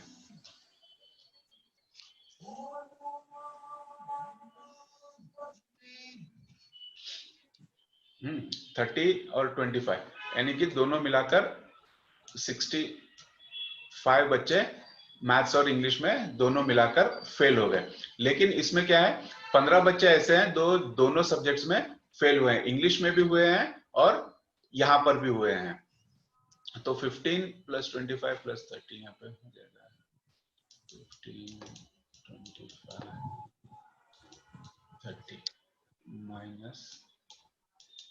30 -15 करेंगे तो हो जाता है 40। ओके, 65 में से 15 बच्चे कॉमन हैं जो दोनों सब्जेक्ट्स में फेल हुए हैं, उसको माइनस करेंगे तो टोटल हमारे बच्चे कितने फेल हुए हैं? 40 बच्चे फेल हुए हैं। यानी कि 40 इज द फेल परसेंटेज। 40 बच्चे अगर फेल हुए हैं 100 में से तो पास कितने बच्चे हुए हैं? 60 है ना? तो करेक्ट आंसर इसका रहेगा 60 is the pass percentage. The following diagram, 33 question. The following diagram represents a traffic junction. Each arrow mark indicates equal amount of traffic. Which junction has maximum density of traffic? देखो यहां पर ऐसे junctions हैं, ठीक है, Z, U, X, Y और V। एक arrow mark equal amount of traffic बता रहा है, तो which junction has the maximum amount of traffic? इसमें से कौन से जंक्शन में सबसे ज्यादा ट्रैफिक है?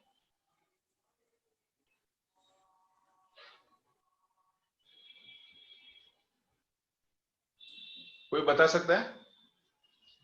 एक एरो मार्क जो है वो इक्वल अमाउंट ऑफ ट्रैफिक बता रहा है, यानी कि अगर 10, एक एरो मार्क हम 10 लें तो x में कितना 10, यहां से लेफ्ट से 10 आ रहे हैं, इधर ऊपर से नॉर्थ के साइड से 10 आ रहे हैं, साउथ के साइड से 10 आ रहे हैं और ये जा रहे हैं इस तरफ Z की तरफ। U में क्या है, सिर्फ यहां से 10 आ रहे हैं और यहां से 10 आ रहे हैं, या एक गाड़ी यहां से आ रही है। यहां पर 1 2 3 उतना ही है, यहां पर भी 1 2 3। तो हाईएस्ट कहां पे एरोज हैं? कौन से जंक्शन पे एरो सबसे ज्यादा है? Z के पास नहीं, Z के पास 3 है ना, 1 2 3। X के पास X के पास सबसे ज्यादा है, ठीक है, 1 2 3 4 आ भी रहे हैं और जा भी रहे हैं। Z में कैसा है, ऊपर की तरफ ब्लैंक है, देखो है ना, ऊपर की तरफ ट्रैफिक नहीं है। ओके, तो x will be the correct answer. In the same diagram, how many bus routes can be operated between x and y? अब 34 क्वेश्चन जो है वो 33 के रिलेटेड है. इसी डायग्राम में अगर हमको एक बस चलानी है, ओके, तो x और y के बीच में कितने रूट्स हम लोग कर सकते हैं? रूट्स अलग अलग होंगे, मतलब एक u के थ्रू जाएगा, एक z के थ्रू जाएगा, एक v के थ्रू जाएगा. तो मैक्सिमम कितने रूट्स हम चला सकते हैं?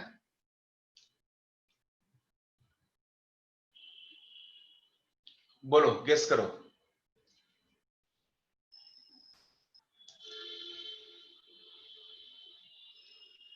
देखो, एक रूट हमारा कहां से कहां तक जाना है ट्रैफिक? x और y के बीच में. फर्स्ट रूट जो रहेगा हमारा वो x से निकलेगा, u जाएगा, u से फिर y जाएगा. एक रूट हो गया. दूसरा हमारा x से निकलेगा, z जाएगा, z से y जाएगा. ये हो गया हमारा दूसरा रूट. तीसरा जो है x से निकलेगा, v जाएगा, v से z जाएगा, फिर z से y जाएगा. 3 हो गए. फिर और एक जो है x से निकलेगा, v की तरफ आएगा, v से फिर y की तरफ जाएगा. 4 रूट्स हो गए. हाँ, और कोई रूट दिख रहा है आपको इसमें?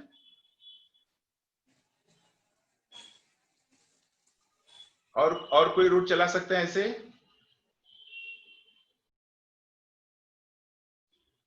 नहीं ना?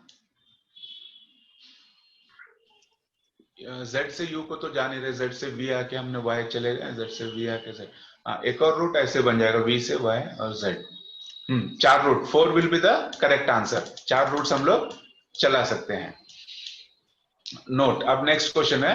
Question numbers 35 to 42 are designed to test officer like qualities. The most appropriate response is the one ideally expected from an officer. Okay, ये क्वेश्चन आपके अंदर देखो, जब आप हायर पोस्ट के लिए अप्लाई करते हो, केपीएससी हो या आर्मी के एनडीए के लिए या यूपीएससी के लिए, स्टाफ सिलेक्शन कमीशन के लिए, यहाँ के जब एग्जाम्स के लिए अप्लाई करते हो तो कैंडिडेट के अंदर वो लोग एक चेक करते हैं कि उसके अंदर ऑफिसर की जैसी क्वालिटी है कि नहीं, वो एक ऑफिसर की तरह बिहेव करता है या नहीं. ठीक है, तो यहाँ पर ये क्वेश्चंस आपके अंदर वो क्वालिटी है या नहीं है वो चेक करने के लिए डिजाइन किए गए 35 से 42 तक.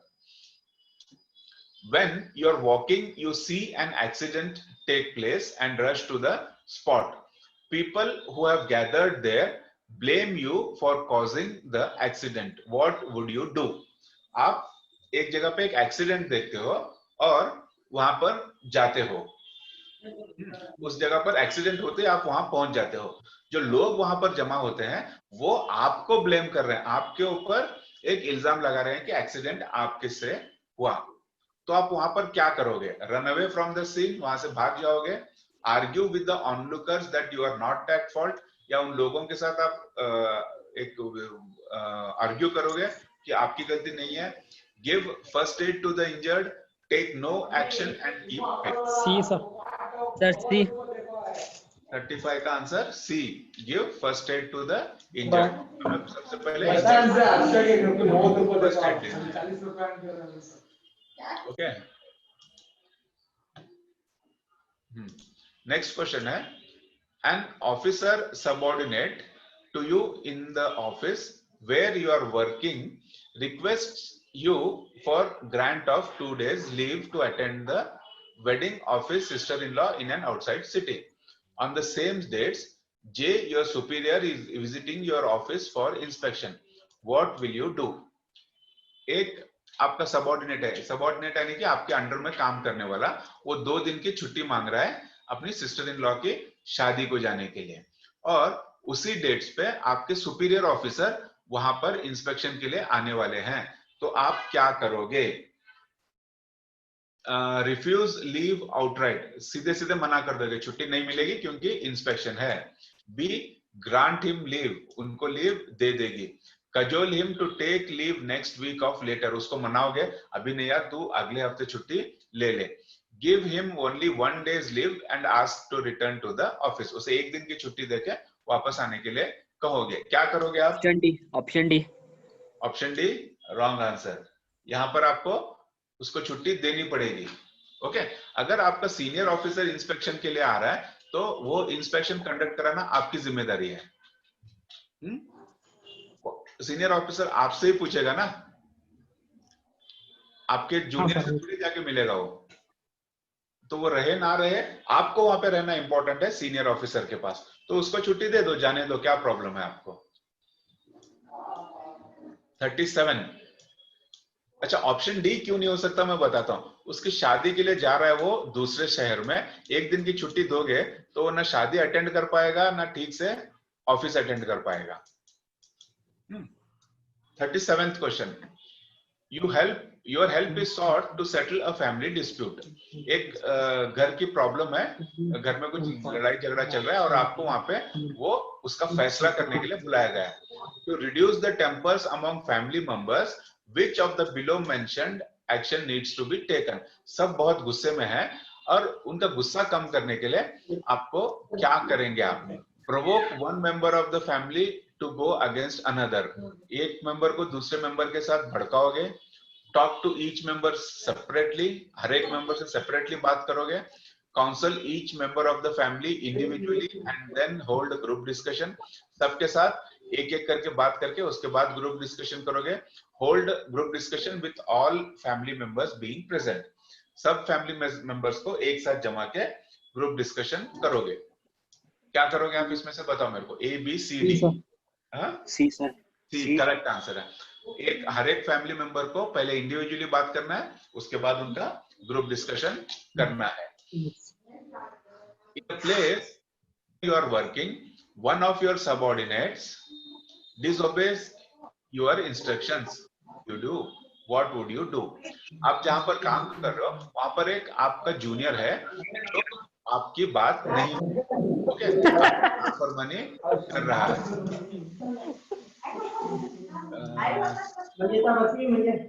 घर में इतनी आवाज चल रही है, शायद म्यूट करके रखा करो। Okay, in a place where you're working, one of your subordinates disobeys your instructions, what you do? Complain against him your superiors। उसके अगेंस्ट अपने सुपीरियर्स को कंप्लेंट करोगे। पनिश योर सबऑर्डिनेट, उसको पनिशमेंट दोगे। Call your subordinate aside and council him before taking any action. Call a meeting of all your subordinate staff and discuss the incidents. क्या करोगे? 38। एक subordinate है आपका, बात नहीं मान रहा। ऑप्शन सी, ठीक है, उसको बाजू में बुला के उसके साथ बात करोगे कि क्यों वो ऐसे कर रहा है। Question number 39, about 70 scientists were working on a very hectic project. One day one scientist came to his boss and told him, sir, I want to leave the office at 5:30 p.m. as I have promised to take my children to the circus. The boss agreed. 70 scientist एक जगह पे एक बहुत ही important project और बहुत busy schedule में काम कर रहे थे। एक दिन एक साइंटिस्ट आता है और बॉस को बोलता है कि आज मुझे 5:30 बजे जाना है क्योंकि मैं अपने बच्चों को सर्कस ले जा रहा हूँ। बॉस एग्री हो जाता है। The scientist was immersed in his work and only at 8:30 p.m. he realized that he had to go. वो अपने काम में इतना डूब गया कि उसे याद ही नहीं को उसे जाना था और 8:30 बजे पता चला कि मुझे आज जल्दी जाना था। His boss was not in office, उसका बॉस ऑफिस में नहीं था। He however went home, वो घर चला गया। His wife was alone, वो उसकी पत्नी अकेले थी। He asked as to where the children are, और उसने पूछा कि बच्चे कहाँ हैं। Wife बोली, your boss came here at 5:15 p.m. and told that since you are busy with work, he will take the children to the circus। आपका boss यहाँ पे आया और बोला कि आप काम में बिजी हो, इसीलिए वो बच्चों को सर्कस लेके गया। What had happened was boss was observing that subordinate engrossed in his work। Boss ने ऑब्जर्व किया कि सबऑर्डिनेट काम में बहुत बिजी है और अपना काम छोड़ नहीं रहा। बच्चे बहुत दुखी हो जाएंगे अगर उनके पापा उनको सर्कस नहीं ले गए तो। सो उसने उनको सर्कस ले गया। The boss does not have to do it all the time, but once done loyalty to his subordinates is established. If you were the boss, अगर आप वहां के बॉस होते तो क्या आप act in such a manner ऐसे ही करते? Act in such a manner sometimes, कभी कभी ऐसे करते? C, not waste your time taking somebody else's children to circus. अपना टाइम आप वेस्ट नहीं करोगे दूसरों के बच्चों को सर्कस ले जाने के लिए. या फिर act in such a manner only when you feel that your subordinates are not loyal to you. क्या करोगे आप इसमें से?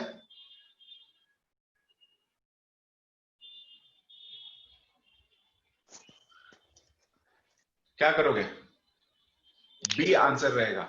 Actor act in such a manner sometimes, कभी कभी ऐसे करना चाहिए अपने जूनियर्स को, अपने सबऑर्डिनेट्स को मोटिवेट करने के लिए, उनको दिखाने के लिए कि उनका बॉस उनके साथ है.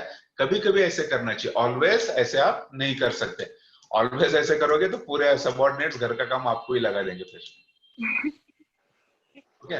40.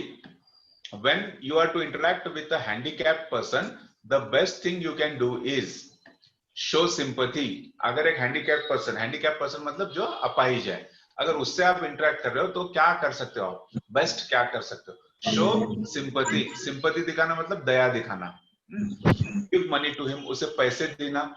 Teach him self help method, उसे कुछ खुद की जो मदद कर सके ऐसे तरीके बताना. Do nothing. क्या रहेगा आंसर? जरा पकड़ देना. Teach him self help methods, उसको सेल्फ हेल्प के खुद कैसे अपनी मदद करनी चाहिए वो मेथड्स बताना. 41. A friend of yours who owns a factory appoints you as a public relation officer. PRO आपको अपॉइंट किया. After you join duty, you learn that in that factory there is a dispute between management and labor, and at any time the situation may worsen and lockout may happen. What will you do? आपके दोस्त ने आपको एक PRO का post दिया है, public relation officer का.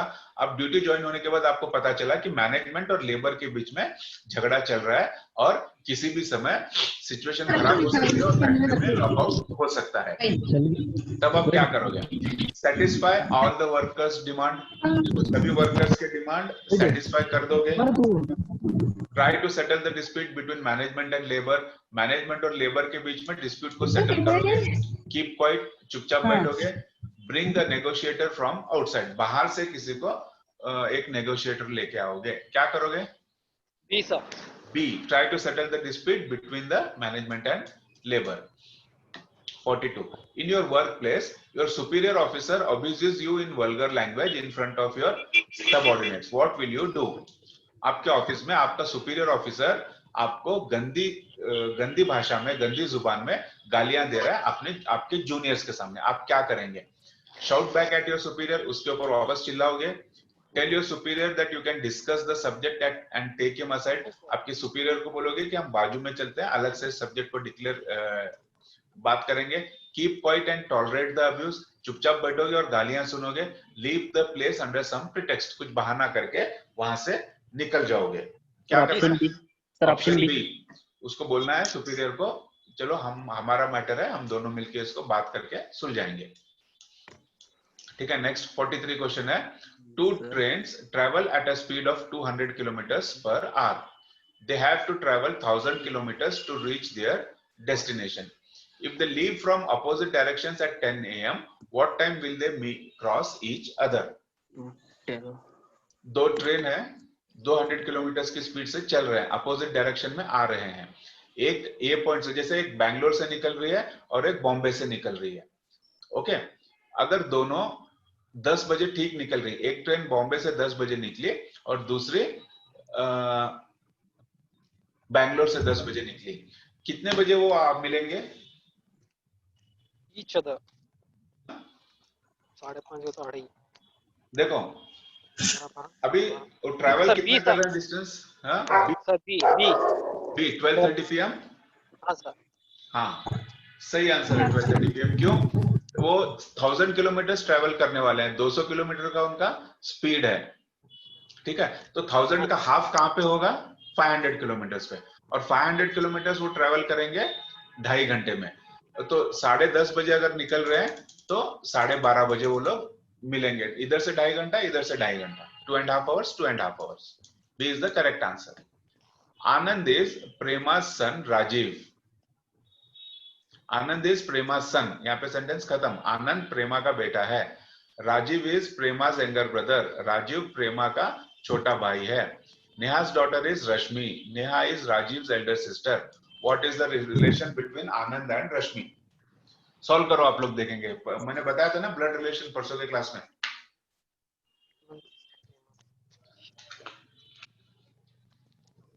अगर पेन और पेपर लेके बैठे हो तो उससे सॉल्व करो.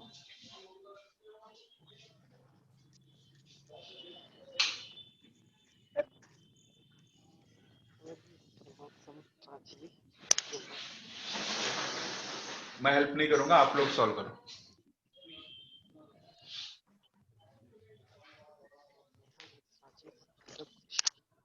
Sir cousin. Yes, cousin is the correct answer. ठीक है, बाद में पीडीएफ भेजूंगा. जो लोग नहीं सॉल्व कर पाए वो पेपर और पेन लेके इनको सॉल्व करो. Pointing to a woman in a group photograph, Rama said. ये भी ब्लड रिलेशन का क्वेश्चन है. ये भी आप बाद में पीडीएफ देख के आप सॉल्व कर लो. ये सुजाता हाइट्स का क्वेश्चन है, इसको छोड़ दो. ठीक है. 47th क्वेश्चन को आते हैं. All student in a college hostel possess either a bicycle or a motorcycle. 90% of the students have cycles, whereas 15% have motorcycles. What is the percentage of students having both cycle and motorcycle? ये maths के जब start करेंगे sir तो उसमें बताएंगे आपको. 15 statistics का question है. हाँ सर.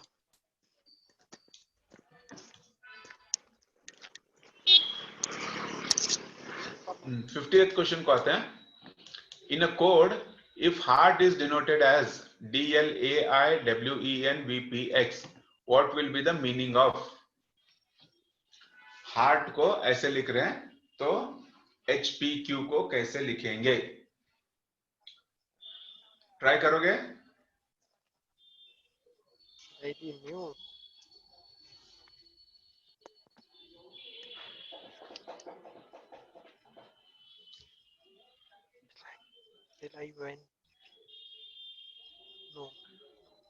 H को DL करके लिख रहे हैं, E को AI करके लिख रहे हैं, A को WE लिख रहे हैं, R को NV, T को PX. तो HP रहा तो क्या होगा? इस तरह से आपको सॉल्व करना है. थोड़ा सा टफ है, बाद में सॉल्व कर लो. 51 का क्वेश्चन. ये 51 का असर्शन और रीजन के क्वेश्चंस रहेंगे. Akbar march towards Afghanistan in 1581 with a huge army. Akbar एक बड़ी आर्मी के साथ अफगानिस्तान की तरफ बढ़ा 1581 में. रीजन क्यों बढ़ा? Akbar went to conquer Fergana, the land of his ancestor situated in central Asia. वो वहां पर गया, उसके एंसेस्टर्स मतलब उनका खानदानी एक जगह था फरगाना, उसको कब्जा करने के लिए गया. अब both P and R are individually true and R is correct explanation of P. Both P and R are individually true and R is not the correct explanation of P. P is true but R is false. P is false but R is true. History के students कोई बता सकता है?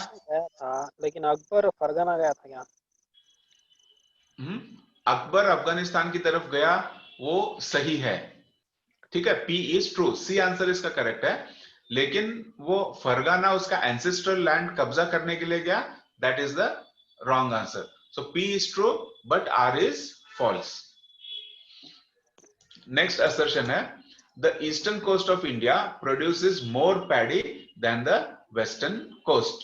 Reason, the eastern coast gets more rainfall than the western coast. Eastern coast मतलब कौन से तरफ आता है? आंध्र प्रदेश, ओडिशा, बंगाल, तमिलनाडु, पौंडीचेरी. ये सब कहां पे आते हैं? ईस्टर्न कोस्ट में आते हैं. यहाँ पर वेस्टर्न कोस्ट से ज्यादा ये उगता है, राइस उगता है. इसका रीजन क्या दिया इन्होंने? The eastern coast gets more rainfall than the western coast. इसका क्या आंसर होगा? Both P and R are true. Both P and R are individually true, but R is not correct explanation. C, P is true but R is false. And D, P is false but R is true. क्या हो सकता है? एक तो सही है, हमको eastern coast में जो है राइस ज्यादा उगता है ना? तमिलनाडु, आंध्रा, उड़ीसा, बंगाल, ये सब देखोगे तो यहाँ पर राइस वेस्टर्न कोस्ट में क्या आता है? केरला, कर्नाटका, महाराष्ट्र, गोवा, गुजरात, ये आते हैं वेस्टर्न कोस्ट में। तो यहां से ज्यादा राइस कहां पर उगता है? ईस्टर्न कोस्ट में उगता है। तो यहां पर हमको इतना तो पता है कि पी करेक्ट है, लेकिन उसका रीजन वेस्टर्न कोस्ट में कम बारिश होती है और ईस्टर्न कोस्ट में ज्यादा बारिश होती है।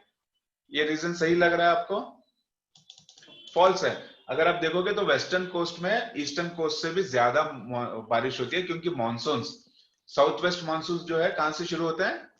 वेस्टर्न कोस्ट से शुरू होते हैं। तो इसका करेक्ट आंसर है C, P is true but R is false. P true है, आर फॉल्स है। ठीक है, यहां पर मैं इसको खत्म कर दूंगा। नेक्स्ट क्लास में अगर टाइम मिलता है तो फिर से इसको बाकी के क्वेश्चंस आपको सॉल्व करने की कोशिश करूंगा। ओके, कल अभी थोड़ी देर हम बात करते हैं जो संडे की एग्जाम्स है।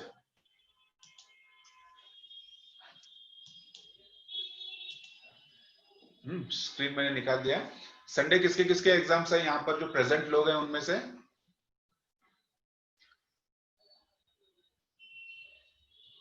किसके किसके एग्जाम्स है?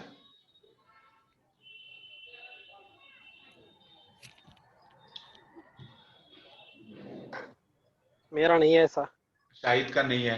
साहिल आपका है? नहीं सर, मेरा भी नहीं है। आपका भी नहीं है। अबू? सर नहीं है। नहीं है। देन और एक है टी, तबस्सुम? No sir. आपका भी नहीं है। Oppo A9? Hello Oppo sir, phone मेरा है किसके सर। पास? इम्तियाज आपका है? हाँ सर। सेंटर कहाँ पे है आपका? धारवाड़ में है सर। धारवाड़ में है, गुड। और सर ओप्पो कांस्टेबल के लिए रनिंग कितना चाहिए? जी, कांस्टेबल के लिए रनिंग? कांस्टेबल के लिए रनिंग 6.5 मिनट। 6.5 मिनट में कितने किलोमीटर करना है इम्तियाज? आप बोलो। 1600 सर। हाँ, metre. 1500 metre metre sir. 1500 metre. Civil के लिए 1500 मीटर है 16 और CRDR के लिए थोड़ा 16 है सा सर। ज्यादा है। हाँ, ठीक है। Okay sir. ये हाँ, तो जिसका भी एग्जाम्स है उनके लिए ऑल द बेस्ट। संडे के एग्जाम्स के लिए अच्छा लिख के आओ कांस्टेबल का एग्जाम। बाकी के जो लोग हैं ये क्लास तो हम कंटिन्यू करेंगे और आगे चल के, ठीक है। PSI का कब? 20 अक्टूबर में है ना शायद एग्जाम, एक एग्जाम। सर नहीं, कुछ भी नहीं दिया है सर अभी। अभी नोटिफिकेशन ही नहीं आया सर। PSI का कुछ तो 20 अक्टूबर में एक एग्जाम है करके नोटिफिकेशन आया था ना शायद प्रीवियस सर, वो जो अप्लाई कर रहे थे पहले सिविल के लिए, उनका होगा रिटर्न एग्जाम। उनका रिटर्न एग्जाम होगा। आपका इसका भी नहीं आया, फिजिकल का भी नहीं आया अभी तक? नहीं सर, अभी तक नहीं आया। ठीक है, तो PSI के पोस्ट के लिए आप लोगों के पास बहुत टाइम है ना? हाँ। अच्छा पढ़ाई करो। और एग्जाम जो लोग लिख रहे हैं, इम्तियाज खास आपके लिए बोल रहा हूँ, जब आप एग्जाम लिखोगे आपका तो कांस्टेबल का 100 मार्क्स का पेपर रहेगा, 90 मिनट्स में आपको कंप्लीट करना रहेगा। सर जो सर उनके लिए एक आइडिया तो बोल दीजिए सर, मैं जो वही बोल रहा मार्क हूँ, शीटिंग कर सकते हैं। उनके लिए एक आइडिया बोल रहा हूँ, आपके लिए भी काम आएगा, ठीक है। हाँ सर, इसलिए एग्जाम पेपर को कैसे सॉल्व करना है ये मैं आपको आज बताता हूँ। मेरा एक वीडियो भी बना है इसके ऊपर, यूट्यूब चैनल पे है, वो डिटेल में वहां पर आप देख सकते हो। लेकिन यहाँ पर मैं थोड़ा सा आपको ब्रीफ आइडिया दे देता हूँ कि वो क्या करना है आपको वहां पर। देखो, एक बार पहले तो आराम से सुबह उठ के फ्रेश होके अच्छी तरह से रात को सो, कल एग्जाम है करके रात भर पढ़ाई करते मत बैठो। आराम से 10-11 बजे सो जाओ और सुबह जल्दी उठो, रेडी होके आप एग्जाम सेंटर को एक आधा घंटा पहले पहुंच जाओ। 9 बजे एग्जाम है तो 8, सवा 8 बजे एग्जामिनेशन सेंटर पहुंच जाओ आप, नहीं तो आप लेट पहुंचोगे। अभी तो वो कोविड-19 की वजह से आपका चेकिंग वगैरह होगा, उसमें नंबर वगैरह रहेगा, तो लेट नहीं होना है। आधा पौना घंटा एग्जाम सेंटर को पहले पहुंच जाओ, ये फर्स्ट थिंग करना है। पेपर मिलने के बाद आप हॉल में ढूंढ लोगे, अपना नंबर वगैरह ढूंढ के बैठ जाओगे। पेपर मिलने के बाद पेपर को एक ग्लांस कर लो 5 मिनट तक, पेपर में क्वेश्चंस कैसे आए हैं वो देख लो पहले, गड़बड़ सर। मत करो, क्वेश्चंस देखो। फिर जब आप लोग क्वेश्चन पेपर सॉल्व करना स्टार्ट करते हो तब आपको क्या करना है, टफ क्वेश्चंस को छोड़ देना है।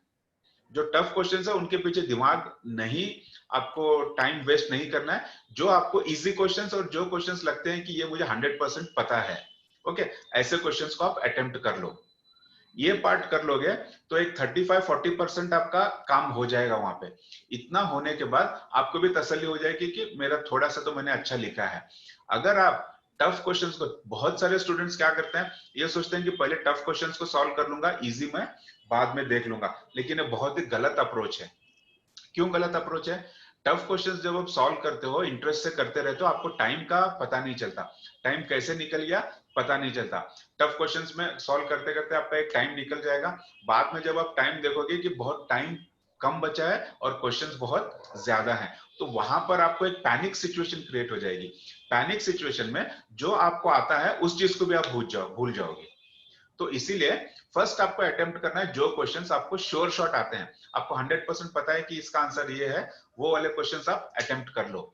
फिर सेकंड क्या करोगे आप, मिडिल लेवल के, जो जहां पर आप 50-50 होते हो, ये हो सकता है या ये हो सकता है, हाँ हो सकता है या ना हो सकता है, ऐसी जब सिचुएशन आती है तो वैसे वाले क्वेश्चंस को खत्म कर लो। वो क्वेश्चंस होने के बाद आपके जो टफ क्वेश्चंस है उनको सॉल्व करो। ये चीज होने के बाद आपको क्या करना है, 90 मिनट्स का पेपर है तो पूरा 90 मिनट्स इसी चीज को नहीं करना है। 80 मिनट्स या 75 मिनट्स में आपको अपना आंसर्स खत्म करने हैं, और रिमेनिंग 5 या 10 मिनट्स जितना भी टाइम आप बचा सकते हो एक बार देखना है उसको। कभी कभी क्या हो जाता है, आप क्वेश्चन पढ़ते समय फास्ट जल्दी जल्दी में करते हो, जल्दी मत करो। 4 क्वेश्चंस छूट जाए तो भी चलेगा, क्वेश्चन को ठीक तरह से पढ़ो, क्योंकि बहुत सारे क्वेश्चंस में आप देखते हो वो कंफ्यूज करने के लिए थोड़े से वर्ड्स को इधर उधर किए होते हैं। तो वहां पर आपको क्या करना है कि स्लोली पढ़ना है और पढ़ के क्वेश्चन को समझना है। कभी कभी क्या हो जाता है, 2 + 3 5 लिखने की जगह 2 × 3 6 लिख देते हैं। एक एग्जांपल बोल रहा हूं मैं, 2 + 3 वहां पर होता है, लेकिन हम जल्दी जल्दी में क्या कर देते हैं, 2 × 3 6 करके लिख देते हैं। ऐसी सिचुएशन ना हो, इसके लिए आपको क्या करना है, एक बार पूरा क्वेश्चन पेपर जो आपने सॉल्व किया है उसको फिर से चेक करना है कि ये मैंने सही तरीके से किया है या नहीं किया है। अगर कहीं पे स्मॉल मिस्टेक्स की वजह से मेरे क्वेश्चंस आंसर्स रॉन्ग हुए हैं तो उनको करेक्ट करना है। इतना करके आ जाओ आप लोग, ठीक हो जाएगा। एग्जाम सेंटर में जाने के बाद पैनिक बिल्कुल नहीं होना है। आंसर, बहुत सारे लोग क्या हो जाते हैं, टेंशन में आ जाते हैं क्वेश्चन पेपर हाथ में आने के बाद कि क्या होगा क्या होगा क्या होगा। उसके बारे में कुछ मत सोचो, आपने मेहनत की है, आपको अच्छा उसका रिजल्ट मिलेगा, ये सोच के आराम से एक फुल कॉन्फिडेंस के साथ आप अपना पेपर लिखना स्टार्ट कर दो। इतना कर दोगे आप तो कुछ भी नहीं, बहुत अच्छा आपका स्कोरिंग होगा। और जो मैं मेथड बोल रहा हूँ ना, easy, little tough, then tough questions, ये करोगे तो आपको बहुत आसानी होगी। टफ क्वेश्चंस के पीछे स्टार्टिंग में मत भागो, वरना पैनिक हो जाओगे और लास्ट में आप लोग जो आता है वो भी भूल के आ जाओगे। ठीक है, इसके बारे में मैंने डिटेल्ड एक्सप्लेनेशन वो अपनी वीडियो में दिया है, हाउ टू राइट एग्जाम्स, वो आप देख सकते हो। अभी पूछो, किसी को कुछ क्वेश्चन पूछना है? इम्तियाज, स्पेशली आपके लिए नहीं सर। आराम से एग्जाम लिखो। फिर एग्जाम होने के बाद ऐसे नहीं है कि छोड़ देना है, क्लासेस मत छोड़ो, क्लासेस कंटिन्यूअसली अटेंड करो। इस एग्जाम के अलावा अगर आप कोई और एग्जाम बैठ रहे हो तो वहां पर भी आपको हेल्प होगा। Okay okay sir. हाँ, बाकी वाले तो आते रहेंगे क्लासेस को। हमारे गुलबर्गा वाले दोस्त आज नहीं है शायद, उन उद्यान में बैठ गए लगता है। ओके ठीक है, और किसी को कुछ क्वेश्चंस वगैरह पूछना है तो पूछ सकते हो आप मुझसे। Anybody want to ask any question? No sir. So shall we end the class today? Sir exam hall के अंदर कैल्सी अलाउड है क्या सर? नहीं, कैल्सी अलाउ नहीं रहेगा आपको। मैथ्स के क्वेश्चंस कम आएंगे, इजी रहेंगे, रफ पेपर में कर लो। सर मिनिमम कितने मार्क्स लिए चाहिए 26 कांस्टेबल के लिए? कांस्टेबल के लिए 50 तो आना चाहिए शायद मिनिमम। Okay sir. हाँ, लेकिन बाद में जो है मेरिट पे काउंट होगा, तो जितना ज्यादा आप स्कोर करोगे उतना बेटर रहेगा। सर कैटेगरी दे सकता है ना? हम्म, कैटेगरी कैटेगरी रहता है, लेकिन आपकी कैटेगरी में किसी ने आपसे ज्यादा स्कोर किया तो उसको प्रेफरेंस मिल जाएगा ना। ओके सर, रनिंग के लिए उसके बाद रनिंग चलता है ना? हाँ वही बोल रहा हूँ मैं। देखो लास्ट में जो होगा आपका काउंट एवरेज काउंट होगा, आपने रिटर्न में कैसे स्कोर किया है, फिजिकल एंड्योरेंस में कैसे हुआ है आपका, इसका एवरेज निकाल के वो आपका सिलेक्शन होगा। तो अगर दोनों में आपका अच्छा रहा, रिटर्न भी अच्छा रहा, फिजिकल भी अच्छा रहा, फिजिकल एंड्योरेंस भी अच्छा रहा, तो आपके सिलेक्शन होने के चांसेस ज्यादा रहेंगे। और क्योंकि कंपटीशन बहुत है, कैटेगरी के ऊपर डिपेंड मत रहो आप, हो सकता है आपके कैटेगरी में भी आपको कंपटीशन मिल जाए। Okay sir. ओके, तो इसीलिए आपको कोशिश करना है कि मेरिट में आने की कोशिश करना है। किसी भी एग्जाम में बैठ रहे हो आप मेरिट में आने की कोशिश करो। मैंने फर्स्ट इंट्रोडक्शन क्लास में भी बताया था, जो लोग नहीं बैठे थे, कि अगर आप मेरिट में आओगे तो पैसे की, इन्फ्लुएंस की, किसी चीज की भी जरूरत नहीं पड़ेगी। आप बिना पैसे के, बिना इन्फ्लुएंस के भी आपका सिलेक्शन हो सकता है और होता भी है। ठीक है, वो लोग बोलते हैं पैसे लगते हैं, वो सब बाद की बातें हैं, लेकिन जो मेरिट में आते हैं, मेरिट में आते हैं ना, उनका हो जाता है सिलेक्शन। हमारे गांव में तो पूरा पैसा का ही बोलते हैं। देखो ऐसा पैसा लगता है करके बोल के बहुत सारे लोगों ने अप्लाई नहीं किया है। हाँ सर, अभी भी ऐसा सर। हाँ, लेकिन मैं जहां तक देख रहा हूँ बिना पैसे के भी सिलेक्शंस होते हैं। जो मेरिट में लोग आ रहे हैं उनके सिलेक्शंस बिना पैसे के हो रहे हैं, और इन्फ्लुएंस के, पैसे के बिना तो हो रहे हैं। मैं थोड़े बहुत तो कैंडिडेट्स ऐसे देखता हूँ जिनका सिलेक्शन हो जाता है बिना पैसे के। तो अब वो हो ऐसे होगा करके छोड़ के कोशिश करना तो नहीं छोड़ सकते ना। तो कोशिश करो, मेरिट पे आ गया इंशाल्लाह, आपके नसीब में है तो आपको जरूर मिलेगा। और होता है मेरिट पे, नहीं होता ऐसे कोई बात नहीं, मेरिट पे होता है सिलेक्शन। ओके, और किसी को कुछ पूछना है? सलमान नहीं है क्या? सलमान चले गए? ओके ठीक है, मैं क्लास एंड करता हूँ। कल मोस्टली आपकी हिस्ट्री की क्लास रहेगी, आपको इंटीमेशन मिल जाएगा पहले। हिस्ट्री के सर, वो जो लास्ट वीक आए थे ना, इब्राहिम सौदागर सर, वो शायद क्लास लेंगे आपकी। अगर वो नहीं ले रहे तो मैं किसी और फैकल्टी को अरेंज कर दूंगा कल। ओके, चलो मैं क्लास को एंड करता हूँ। अल्लाह हाफिज, thank you for joining. Thank you sir, खुदा हाफिज। Thank you sir.